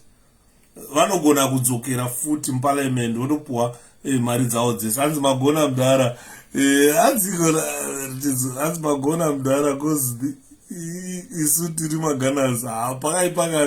Monzora ane one bad heart. Problem yaanoita anoda publicity. Monzora edu for kupezera, I doubt his legal expertise. Hanzi akabuda achitaura akati vanhu vakaenda vaya poli havana kudzidza. Hanzi vanhu vakaenda vaya poli havana kudzidza. Mukatarisa madhigirii atakaita, inini unozati ndogara ndichiudza vanhu kuti hakuna munhu anonzi ari intelligent kupfuura munhu. I regard myself as one of the most intelligent people in Zimbabwe. Regai ndikutaurire reason yacho. Ndeyekuti inini ndakaenda ndikaita O level. Ndaita O level handina kuenda kuita A level because my parents vanga vasina mari yekuendesa kuchikoro. Waiti ukapedza form 4 wabva wanzotsvaga basa. Kobra wamugoni Humphrey chikomba zviri se vanhu vakuru. Saka you find kuti pandakapedza form 4 my parents were poor, could not afford to take me to A level. Tainzi tsvaga basa. Hanzi komunzo rakazowina court case kuti ndiye muridzi weMDC Alliance, iwo madheti ekurejesa a new party, chenjerai mudeal nezvekuti concentrate neelection. Oliver mukoma wangu, we are not concerned about everything because kana akaenda kucourt it doesn't work. And people, it doesn't work. Ma MDC agara ari 2 ndakagorogara chitaurira vanhu. MDC agara ichingopinda ari dziri 2 3 ashamise zvazve. Ngoma hanzi ngoma Yuda ndanonoka kusvika muri sei ndakasimba. Point yanaida kutaura yabva yandinzvenga pandaverenga comment. Ndosaka kamona kazhinji ndichiita ndisingaverenge ma comments because pane ma points anechida kutaura, saka ikandinzvenga like this I'll be struggling to bring it back. Because inenge maybe inenda kuseri kublangata kuti inenge yachedza yaenda papa, I don't know. But anyway, let me say the confusion that has been created by Douglas Monzora, especially if you take all my videos ake my interviews, ane problem not anotaurisa, anoda publicity. Pakamwetika kanu kadiki otomhanya kuinterview, pakatika kanu kadiki otomhanya kuinterview. Makanzwa interview yandakaposta yayi hanzi iwe on your O level story. Exactly. Thank you 𝗠𝗄𝐴 ndati kuchange vanhu vakangwara. Ndakanzwa Douglas Monzora achitaura achiti vanhu vakaenda through poli havana kudzidza. Hanzi manga yes ndo point anaida kutaura iyoyo yekuti inini I regard myself as probably one of the most intelligent people in Zimbabwe. Not because I'm intelligent, no, but because of the achievements that I've done so far. Ndakaenda O level. My parents they were poor, they couldn't take me to school to do my A levels. Saka takatanga kutsvaga basa, takumhanya nezvechigadhijere ziya, takumhanya unoswera uri mutawa, uchitenda nemabhanditi kumunda, uchibvapo paunobva kumunda unenge wakaneta, paunoswera kune njombo, uchingosvika kumba uchingosvika uchirara. But guess what? Handina kuenda kupoli kwaitaurwa na Monzora achituka vanhu vakaenda nepoli unzi havana kudzidza. Ndakangoenda straight kuuniversity nema O levels. Ndikati inini I think I'm capable of doing a degree. Vakanditi hao vakambonetsana ma lecturers vachitasa ma certificates angu vaiti zvingaita here. But ndave nomwe one ainzi Dr. 𝗍𝗿𝗺 akanditi kana akanyora 8 O levels because degree unenge une 5 modules pagore, 5 modules pagore, you wakaita 8 O levels. That you can do a degree. Like sure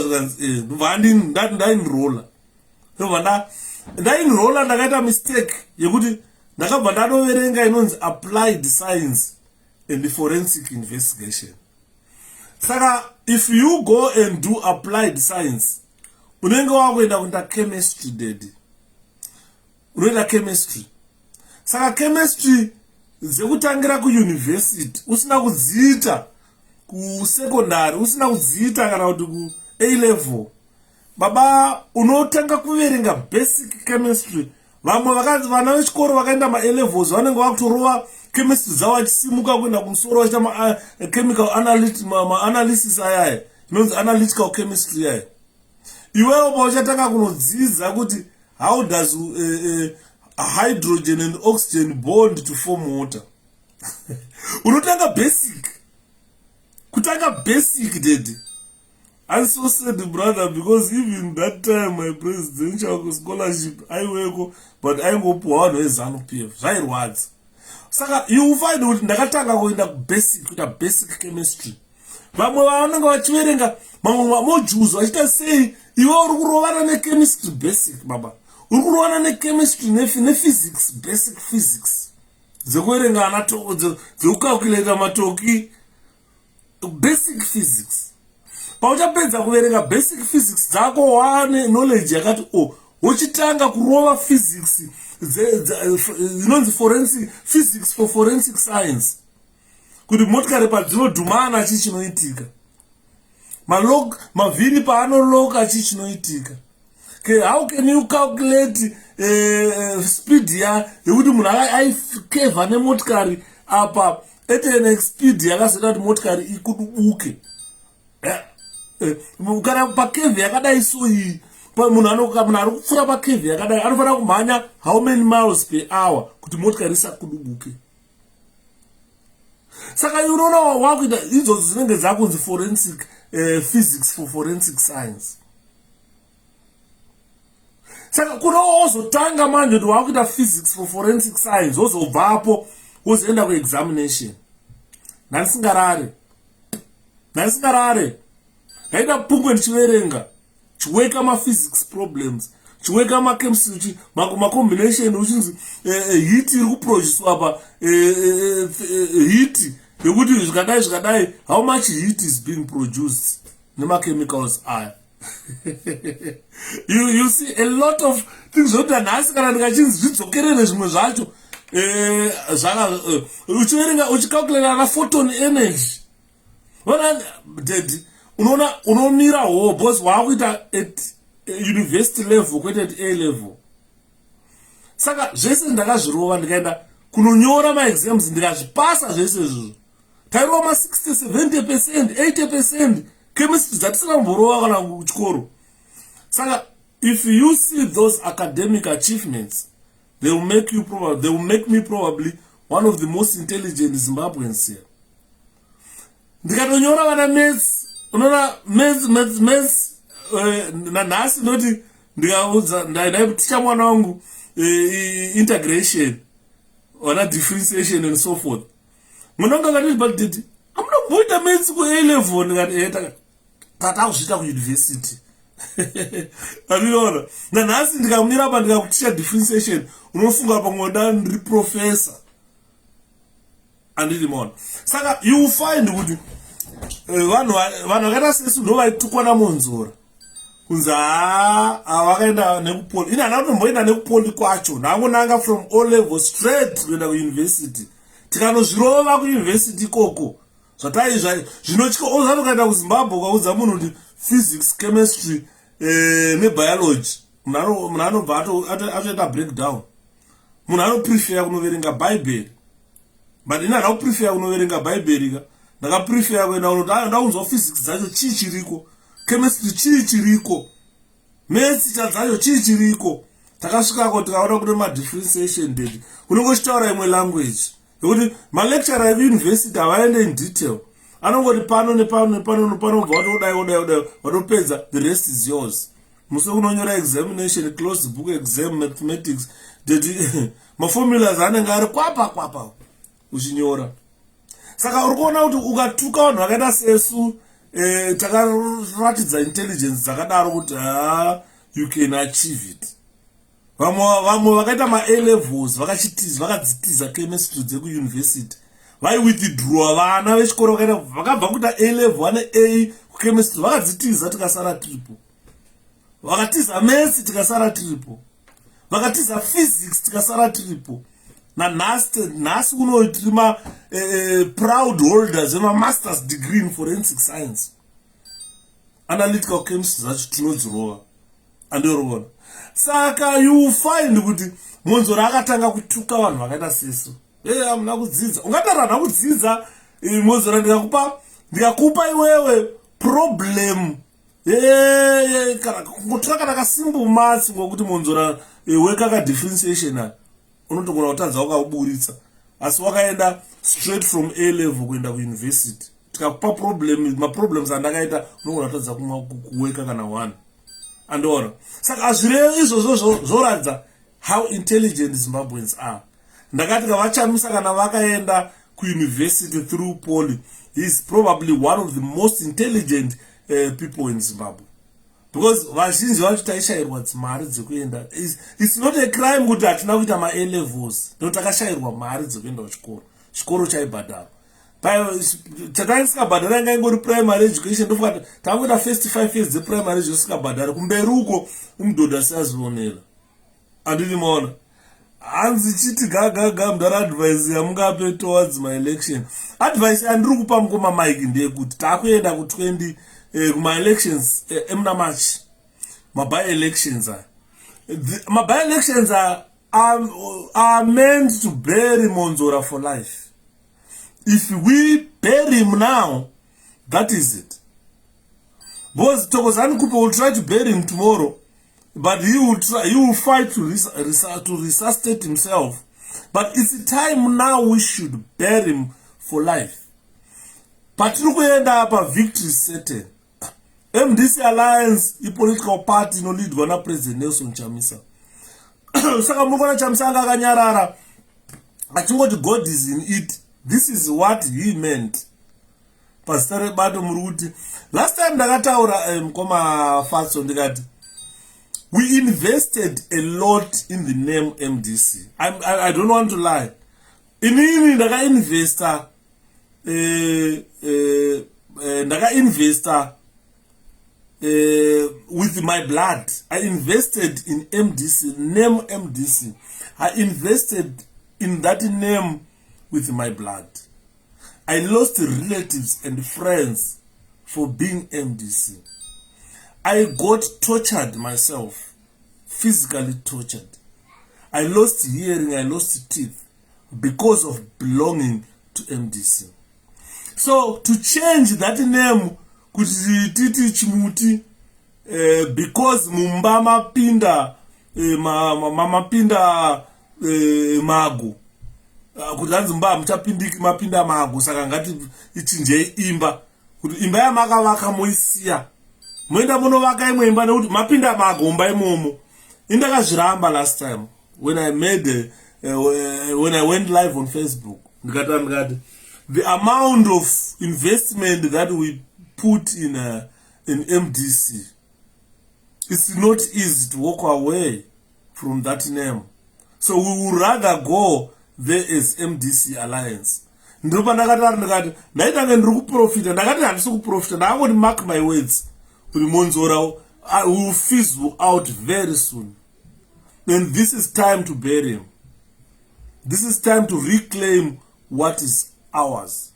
Hansi TBH say I don't really think Monzora deserves the publicity he gets, because every press conference he has appeared on, you can see that the guy is sadly desperate to be liked. Yes, he is sadly desperate to be liked. He is trying to nudge President Chamisa out of politics, to try and, because he is buying the narration yezanu yekuti Chamisa apera. So he is trying to nudge Chamisa out of politics, to say, look, hana support, but we know Chamisa is probably the most supported leader in SADC.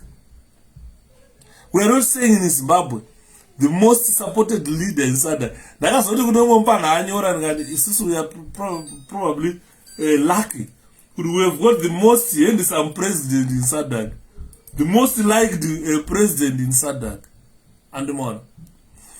Yes, we have got Bob Wine as well.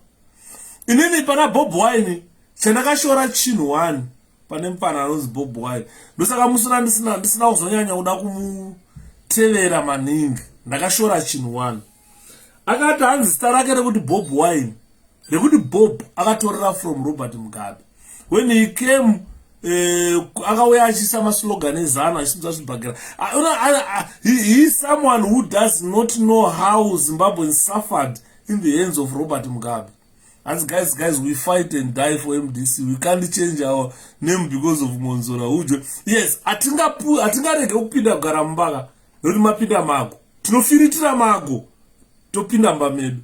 Hanzi mazondisetsa mngoma nerakanaka ipapo chinyoka ndopatakati probably Bob Wine is not as handsome as Nelson Chamisa, so we are probably one of the luckiest grouping in SADC to have the most handsome leader in the region.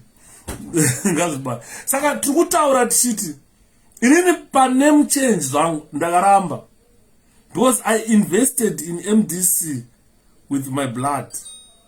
I invested in MDC. Imagine guys, ndakashanda for 13.5 years in government. Ndikabuda ndisina kana pension. Andakana chandakabuda ndakabata, ndakatotiza. Because of MDC. I had my sister killed because of MDC. I had my girlfriend killed because of MDC. I had my uncle killed because of MDC. And one, I lost the property, I lost everything. I lost even my pension. I can't even claim anything from the government because of MDC. I have invested everything that I have. Kutouya ku-UK kuya kuzotanga upenyu patsva. Kuita sekunge mwana abva kuchikoro nhasi. Imagine, I came to the United Kingdom with nothing. Kana blanket rekufuga chairo ndakasiya. Zvangu zvikaparara. Ndikaya kuzotanga life patsva. Imagine starting life afresh.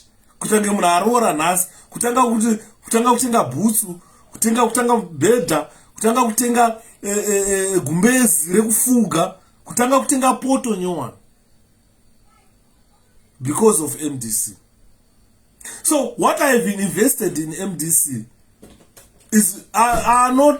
are things that I cannot abandon to say, look, because of this, let me simply abandon MDC name. Some people would want to suggest that, but I don't see it happening. What we invested in MDC aisinyore kuti unoenda pamusha penyu muchimba taiwadzana naye uchiona kuti ndibaba vangu vandiri kunoviga vapondwa neZANU-PF. Handina kuviga hanzvadzi yangu zvakandirwadza. Mwana wamai vangu akapondwa. Zvinhu zvinorwadza. Nanhasi kana ndakagara panapa ndofunga kuti alright, 13.5 years of wasted life. Not even a cent ndakabuda ndakabata prison. Ndatiza kuurawa neZANU-PF. Ndikafunga musi watakanoviga tondirandira. Ndosaka mana ndakaenda ndakaita live on that day. Ndikati Douglas Monzora kana ari kuti akaona tondirandira ari mumochari kuparire nyatwa. Ngatiudze kuti ka-arms band kacho kaive kuruoko rupi. Ndo simple question ndakangobvunza. I lost a colleague. Munhu wandaigara naye apa ndiri panapa chiimba chinakirwa. Zvokuti ndakati dai phone yangu yandakauya nayo ku-UK isina kufa. Ndandine my voice recordings atondiraindira achitaura zvaaitaura. But phone yangu svika muno ndobva yangoti zi Nokia nayo. Dai randichinayo, dai retrieve all the voice recordings. Ndokuisira apa moteerera munzu what type of munhu tondiraindira was. I lost that gentleman. Andimona. Saka kuti tikatochinja zita, it's a betrayal. That is a betrayal to all those who were murdered.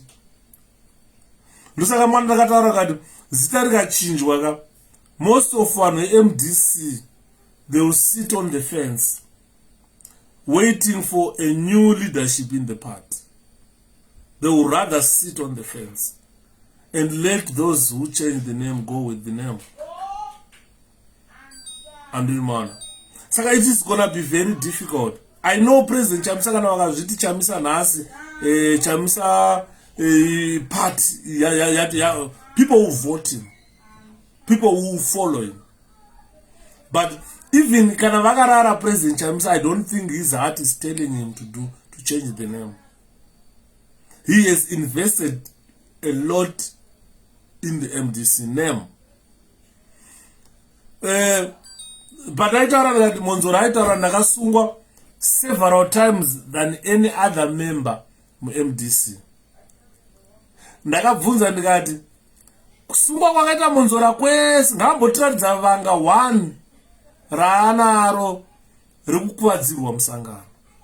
Bosi pane kumwe kusungwa kokuda kungwapisa ngonza kuti bosi kuti arrest him ambo appear to be genuine, iye ari fake.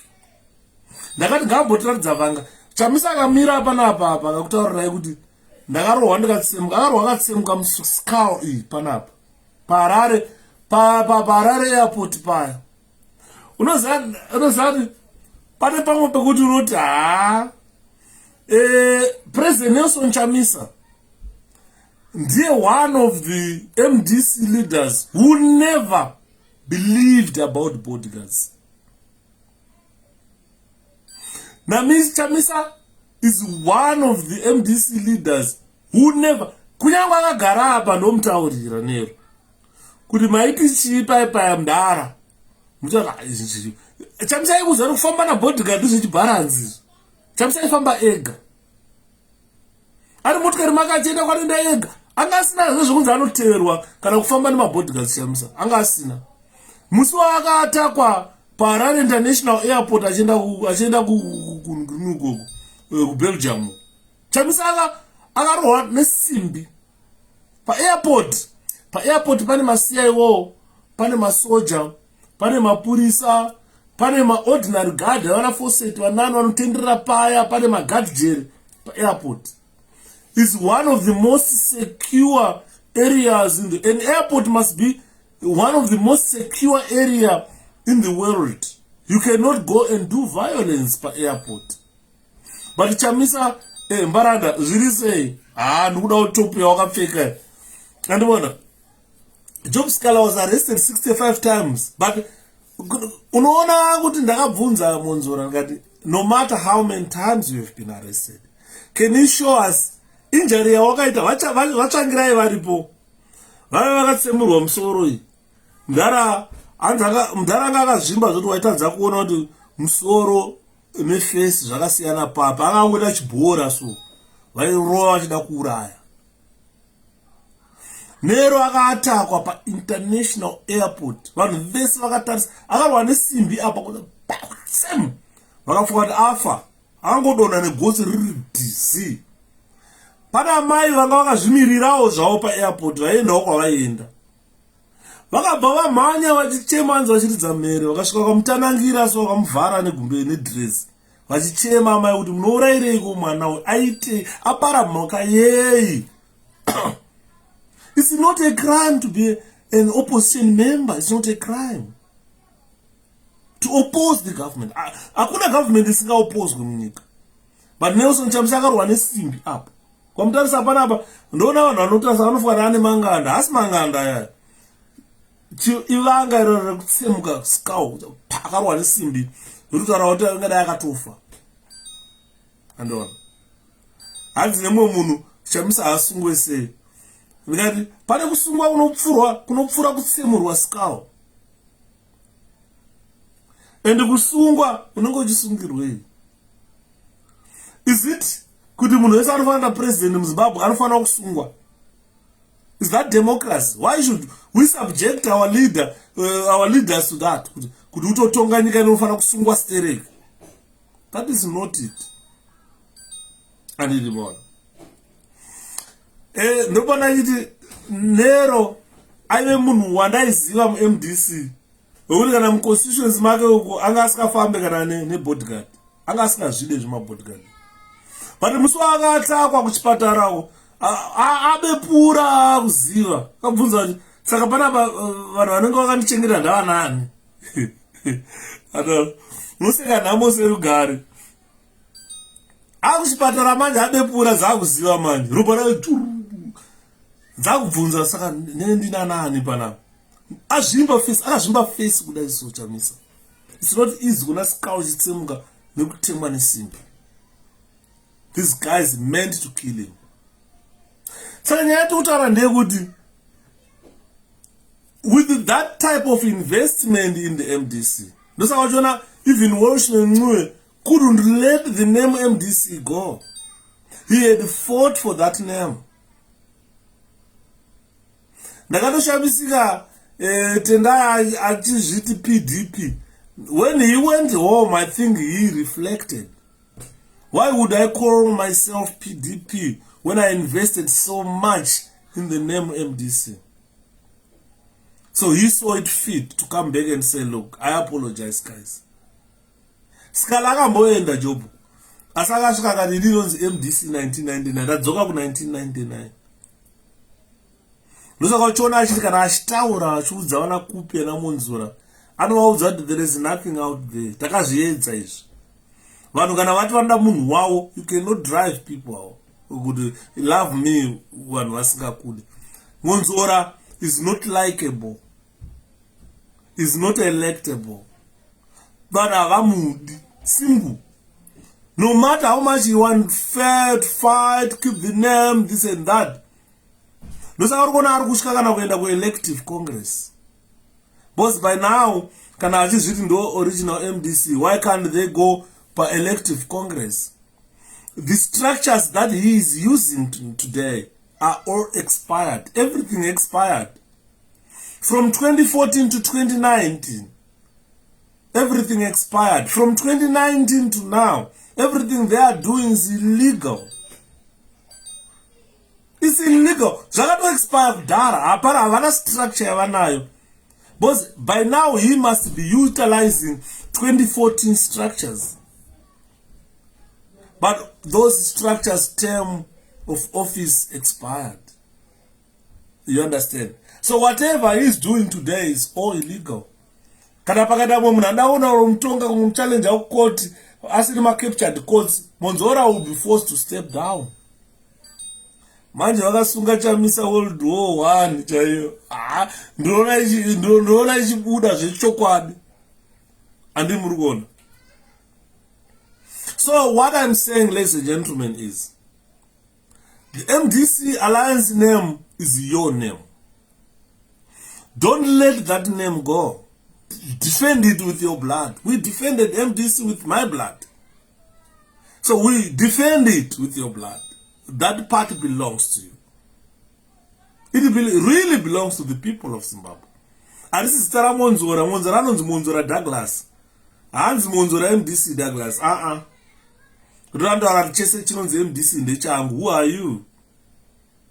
As with Matibenga, my Matibenga, the Rakamboita women's Chakudara still. Dara Changrai Waripo is a trade unionist, my Matibenga. A selling Monzora name is like selling a snake in the street or on a teaser. No chokwadi mgoma same. And one. Mbuya Lucia Matibenga, Rgaendu Kucha Grey.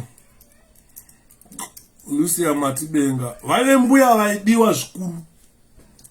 MDC yaivada mbuya waiwe.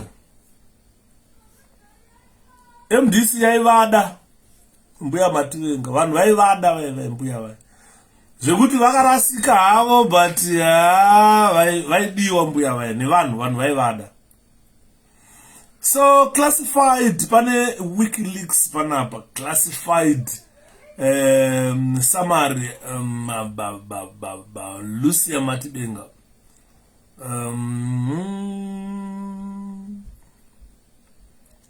Former Finance Minister Simba Makoni have been afraid to openly oppose Mugabe.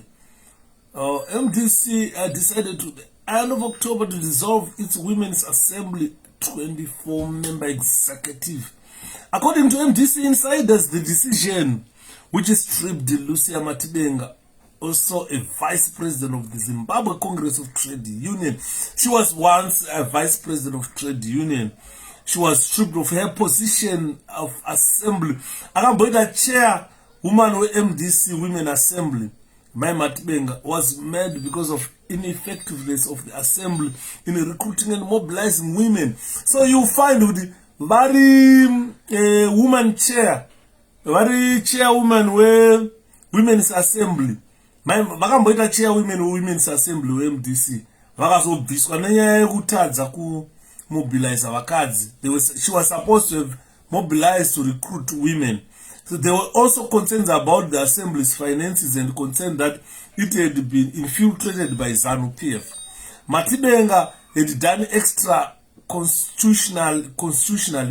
An MDC Congress in Bulawayo subsequently elected Teresa Makun, wife of MDC Director of Elections and 𝗠𝗗𝗖 confidant Ian Makun, as a new chair. Saka Mai Matibenga Nobagapida Teresa Makun. Counter claims Matibenga claimed that she and her supporters were barred entry to the Congress that elected Makun.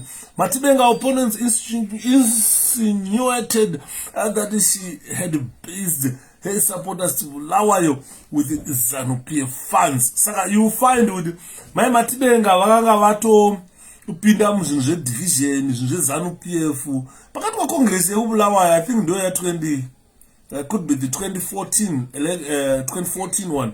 Yakazopinda namai Ian Makun. Saka Matibenga anga kutopuwa mari neZANU yekutakura vanhu vachienda kuCongress ikoko. And regardless of legalities and merits of the positions of the respective sides, there are now deep divisions within the 𝗠𝗗𝗖 function. 𝗱𝗿𝗺 𝗀𝗃, the MC's shadow foreign minister and a long-time 𝗠𝗗𝗖 advisor, told us that party members were angry at the 𝗠𝗗𝗖, that the 𝗠𝗗𝗖 was concerned only about gaining power and did more.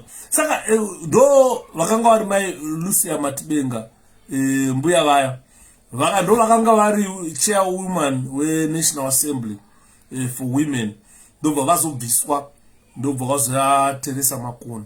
Vakabvisirwa iyo nyaya yekushanda neZANU-PF, yekuti motikari dzekutakura vanhu dzasei vaipiwa neZANU and a lot of things zvaitika. Saka ndo mbuya vakaenda kucoalition yavo yePDP yavo, former PDP yavo, vakaenda vanobatana namai Mujuru. Ndo vari kuclaimwa naMonzora nhasi achinzi ndo vatinawo pa coalition anditi manzwisisa. Saka zvinhu zvinochekuita neZANU zvese zvatikutaura panapa, Matibengawo vachipuwawo mamatiriro neZANU achita sei, kutokozani kupa achienda naED Mnangagwa kunofidha hove, vachipinda munda webhinzi vachitengesa bhinzi. Koyawo Douglas Monzora achimhanya naPaul Mangwana. Look at these people. Tokozani achienda naED Monzora achimhanya naPaul Mangwana, vachigara pasi vachiplota the downfall of Chamisa, the downfall of MDC, the demise of MDC. The judgment day is coming. Here comes the judgment day. Yekuti akuchina kwaanoenda nako. Douglas Monzora is now a spent force. Anditi manzwa, ladies and gentlemen.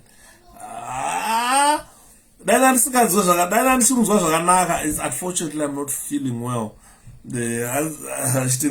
Unfortunately, I'm not feeling well. Dressing camouflage, not feeling well. Vanogara mudiriwo, diriwo rarembanje, vanogara mudiriwo, diriwo rairo, vanogara mudiriwo, diriwo rarembanje, vanogara mudiriwo, vakomana vanogara mudiriwo, diriwo rarembanje, vanogara mudiriwo, musatambe navo, vanogara mudiriwo, diriwo rarembanje, vanogara mudiriwo, diriwo ravakomana. Asi paTwitter pakaipa naye ndirombo pavhizita, regai ndirudurure ndipedze, diriwo ravakomana, diriwo rarembanje, vanogara mudiriwo, diriwo rairo, vanogara mudiriwo, diriwo rarembanje, vanogara mudiriwo, vakomana vanogara mudiriwo, diriwo rarembanje, vanogara mudhiriwo musatambe navo, vanogara mudhiriwo, dhiriwo rarembanje, vanogara mudhiriwo, dhiriwo ravakomana. Ladies and gentlemen, regai ndipedze nayi. Nyaya yandinoda kupedza nayo inyaya irikundirwadza zvikuru, inyaya yandinetsa. Saka mana ndati regai ndiuye ndikumbire kuvana veZimbabwe. Vakomana, as we want to know more about Maponga brothers, he is making a lot of noise now. I am going to look into Joshua Maponga's issue, probably tomorrow if time permits. He has got some doctrines that he has. He's someone who's trying to be someone shaping something. Respect, salute, comrade. Thank you so much. Pane my theories zvanotaura zvacho zvina musoro. MuZimbabwe is either you are spiritual or not. Kune vanhu vanonzwa vamwe madzinza inobuda ichitaura zvakaitika kudhara, inobuda ichinyorai zvakaitika kudhara. Kozi vamwe vanobudirwa nemweya yaMwari, ngirozi dzinouya dzichidzika dzichipinda mavari dzichikurukura. Kozi oyawo ordinary people vakaita sana shepherd, vekuti kana takagara so we analyze what is happening in the country, tichita maanalysis tichibatsirana kuti vanhu tinzwisise. Nechipo. Thanks Ngoma Ndweni. Thanks Ngoma Giving. So you find kuti tika diverted our interests na Joshua Maponga tarasika, because what we are aiming is guys, you are not foreigners. Let me tell you one thing that you guys must know before you concede or before you listen to the rubbish that Maponga says. You are Zimbabweans. You are not foreigners. Someone cannot lecture you about your country. And you definitely, get me wrong or right, you were born in Zimbabwe. You grew up in Zimbabwe. You exactly know what you want, you guys. Ndimi muri kufana nzara. Ndimi makaona violence yeZANU-PF. Zvimwe zvinotaurwa na Joshua Maponga zvekuti hanzi masanctions azoita sei, pakuti masanctions azouya. Violence yacho ndimi makaiona inyu. You are the victim of ZANU-PF violence. You guys, not foreigners. What foreigners just saw is the intensity of violence. Because if you tell someone that you have been abducted, you have been tortured, your homestead has been banned, your family members have been killed. If you tell someone who never witnessed it or who never saw that happening, uri kumuudza nyambo. Mufesi anonzi Maponga uyo anotaura nyambo. Inyambo dzaanenge achitaura nokuti pazvaiitika anga asiri muZimbabwe. Ndakanzwa achitaura kuti he went to South Africa probably kuma 1992 or ameno. Saka you find most of these things when it happened in Zimbabwe, pazosvika pakupiwa decision yekunzi pakuiswa masanctions. It was not an easy way. You guys went through a lot. Saka musamirira kuuzwa na Joshua Maponga. Arikutanga kuudza ma-foreigners. What he only say is relevant to foreigners who have never been in Zimbabwe, who want to understand kuti saka sanction rakazouya sei. Andimona, but ndisandicharo kuti kana achiziva kuti ngatitaurire what happened in 2008. What happened in 2008? Takaenda kunovhota musi wa 29 March 2008.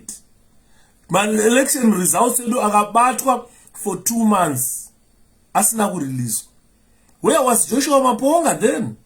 Why didn't he challenge Mugabe to say, look, my results are not in 5 days or so. Why can't you release the results? He was not there for Zimbabweans. So don't listen to rubbish, because whatever he's telling, he's trying to paint a picture, a good picture. ZANU-PF good, this and that good. ZANU-PF this and that good. But when when the things happened, he was not there. What we need is change. This is what Zimbabweans need. Thank you, Rufaro. Zimbabweans simply need change of government. They want to see someone running the country, new generation taking over governance of the country. Handidi maona. Vanda kuona mvura yakachena inobuda mupombi. Vanda kuona marara achitakurwa. Ndakataura pane presentation ndakaita musandanyanya urwara maningi pai. Kuti guys, muZimbabwe pamusoro peHarare City Council pana Minister of Metropolitan, pana Minister of Local Government. Andemanzi. Pane ma-ministers 2 anorana council. Kuzoya president wechi3. Saka you find kuti vese vari kumusoro vane masimba ekuti marara atakuru. Ukada marara asingatakuru muHarare ndi president, ndi minister ari kuzviita. Where is Joshua Maponga? Why can't you see what we are seeing?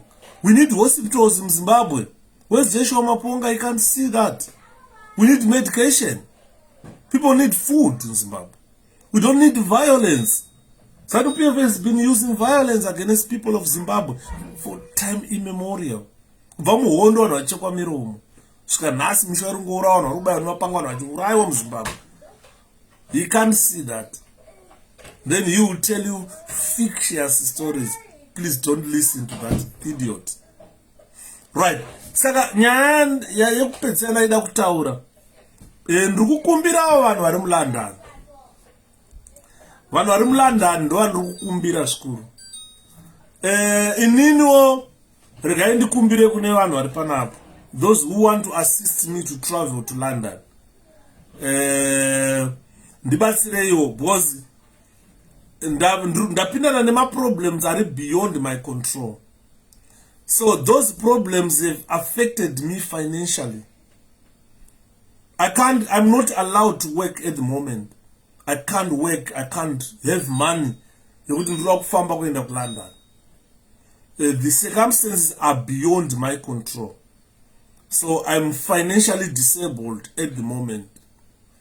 Saka nachikumbira kune vanogona kundibatsira. Those who can vane moyo wawo munyoro. Last time akwana ndichichema kuti ndiri kukumbira 20 pounds kune vanhu.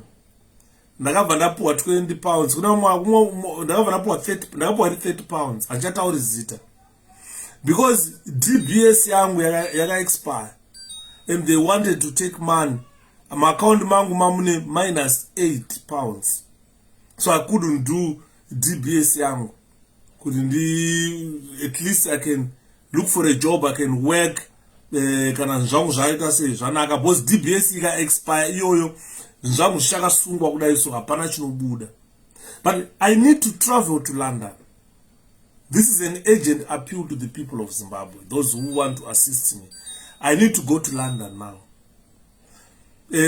Why I'm going to London is we have got our political activists, our human rights defender, our socialite, Williams Chinyanga.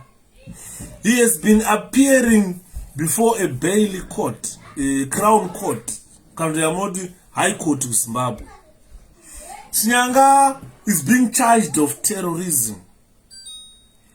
The charges were laid to him by ZANU-PF people who phoned the police that Chinyanga is a terrorist after Chinyanga cried when people were being gunned down in Zimbabwe. Even if China puts 400 billion in Zimbabwe, the economy will still not improve, definitely. So you will find that Chinyanga is under trial at the High Court in London. Aruchajwa neterrorism. Chinyanga akachema pakapfurwa vanhu muZimbabwe. Akachema Chinyanga.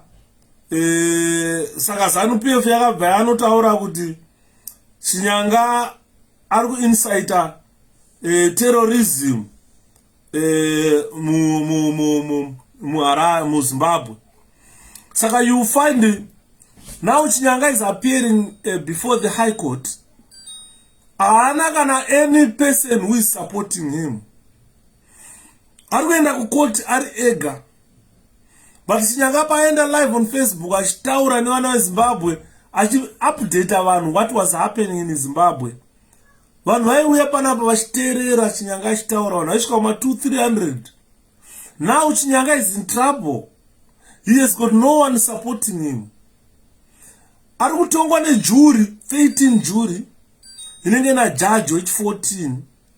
Muna barista ari kumirira, muna prosecutor ari kumirira. Court room yese inenge yakachena nevarungu. Hakuna kana munhu mutema ari kunobatsira Chinyanga. Munhu wekuti I'm confident kuti nyaya dzake because dziri kuenda before a jury and judge, Chinyanga will be acquitted. They will never convict him of any terrorism charge here.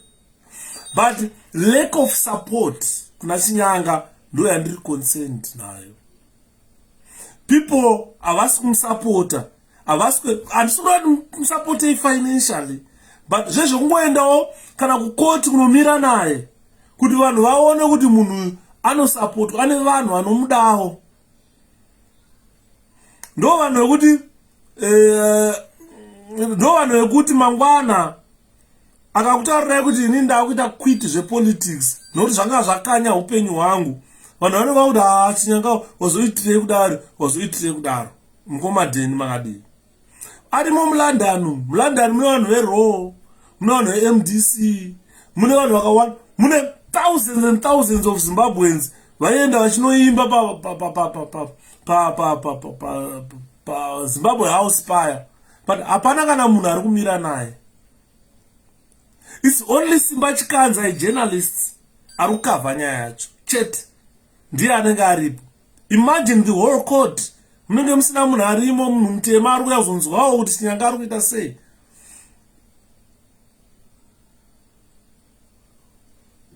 Andibate maoko kuna kule. Thanks Yuda. Thanks. All right. Andi murukona. Ukaona kuna report which has been published against Chinyanga. It is claimed the supply teacher who lives in North London told Facebook followers to open gunfire on a gathering of people and use guerrilla warfare. Obvious, this is false information. If you listen to Chinyanga, what he said when people were being gunned down, Chinyanga said soldiers are shooting at the crowd or gathering. These Zimbabwe soldiers are terrorists. This is exactly what Chinyanga said. He did not urge Facebook followers to fire at the gathering. He said why soldiers are firing at the gathering, and these soldiers are terrorists. And in this paper, this is a British paper, which is saying Chinyanga told his Facebook followers to open fire or on a gathering. You understand? So they twisted it to try and make it Chinyanga a terrorist, because they are saying he's urging attack of a gathering, which is not it. This is why I am saying, already with what is there, Chinyanga is going to be acquitted of this matter. He's not going to be convicted of this matter. The videos are there, and they can play it before the jury and judge to really understand what Chinyanga was saying. I didn't want. He is lacking support. We need Zimbabweans to attend this court to try to boost Chinyanga's moral. In the event that Chinyanga quitwa nyaya dzaraswa idzi, ukanzwa kutaura kuti inini zvepolitics itai mega ndichadi, ndo zviri kuda ZANU-PF. Ndosaka yakaripota vese. Inini ndakaripoterwawo kunzi I'm a terrorist.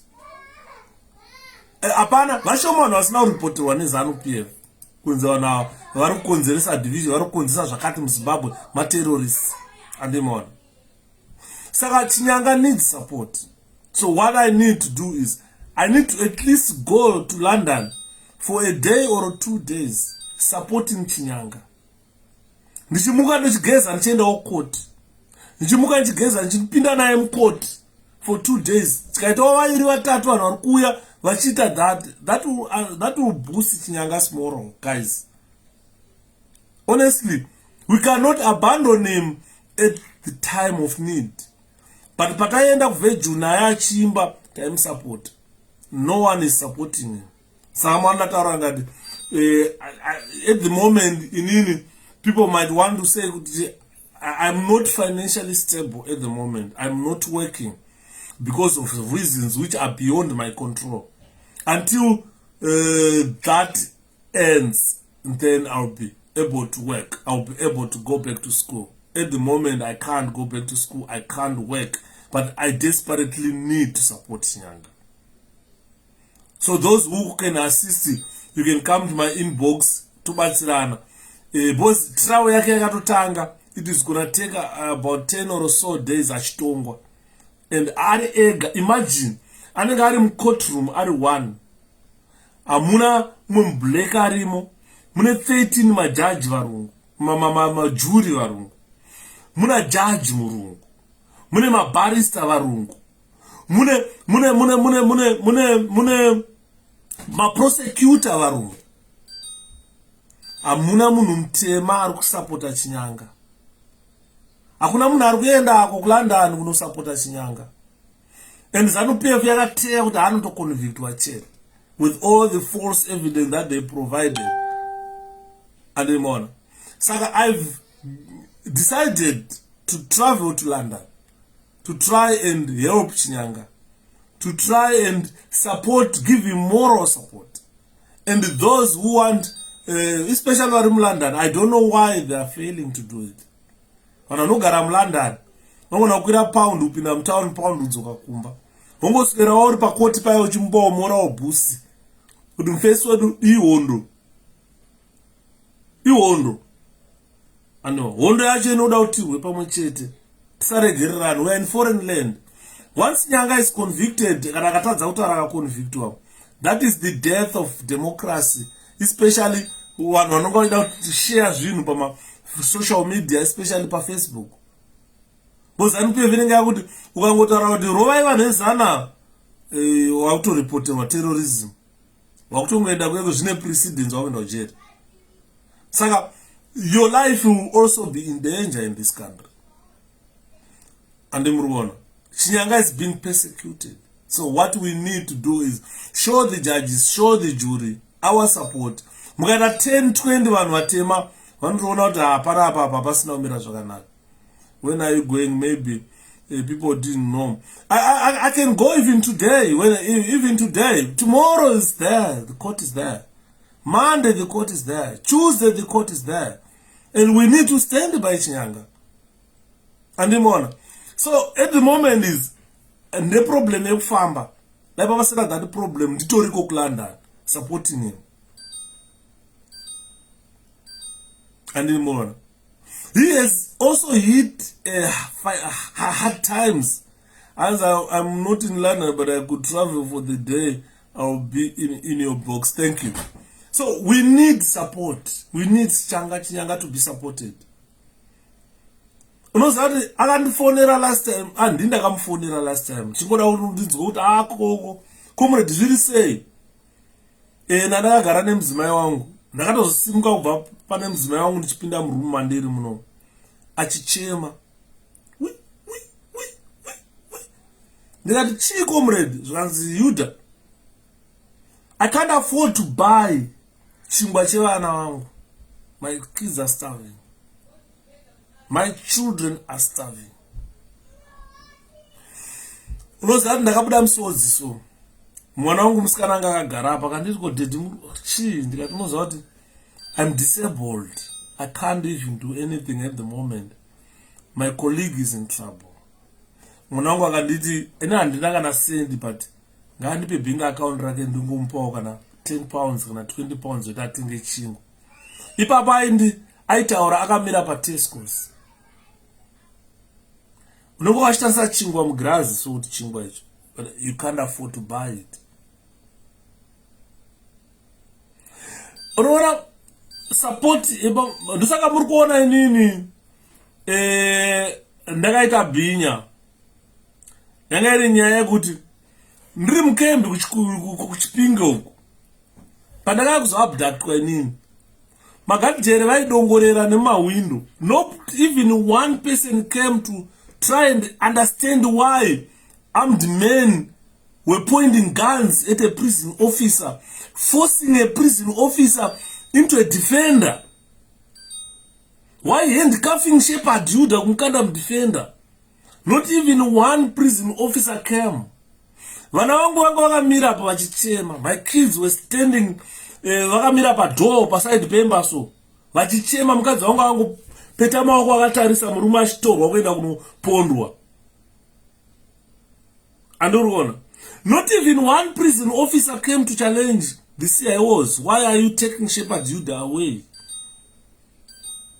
Kana anouya kuti regai tingonoona kuti tingoidentify kuti vanhu vakaenda naYudha ndevanani in the event 𝗱𝗿𝗺 is found dead. Tongonyatsotaura takaona munhu akadai.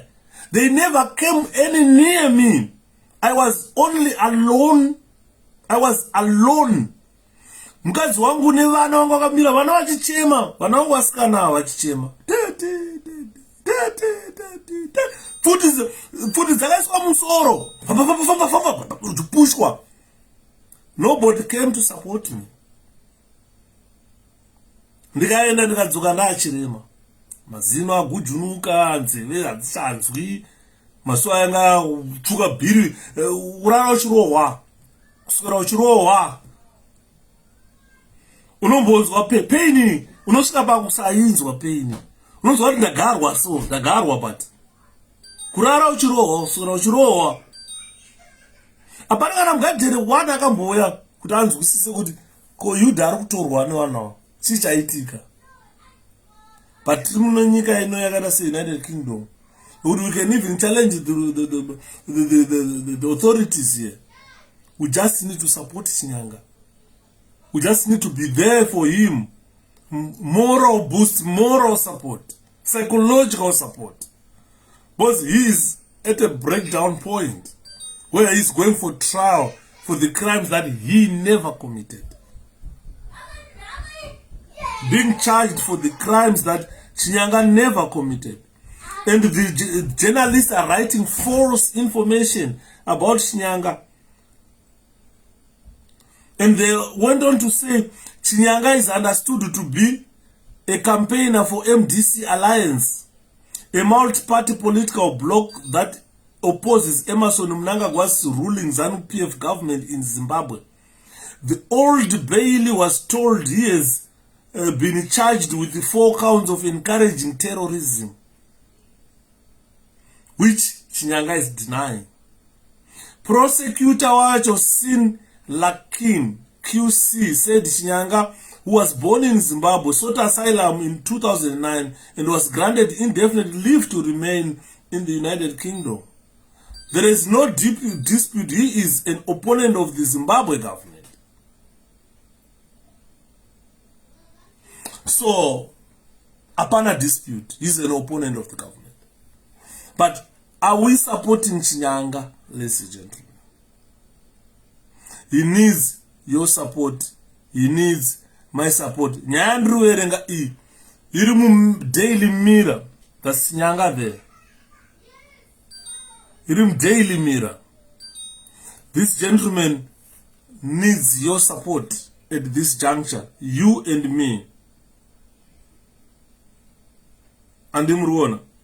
Hans William Chinyanga, 51, is accused of encouraging bombings in the Southeast Africa country in 4 speeches to 7,000 followers on social media over 2 days in December 2019. And Imruona.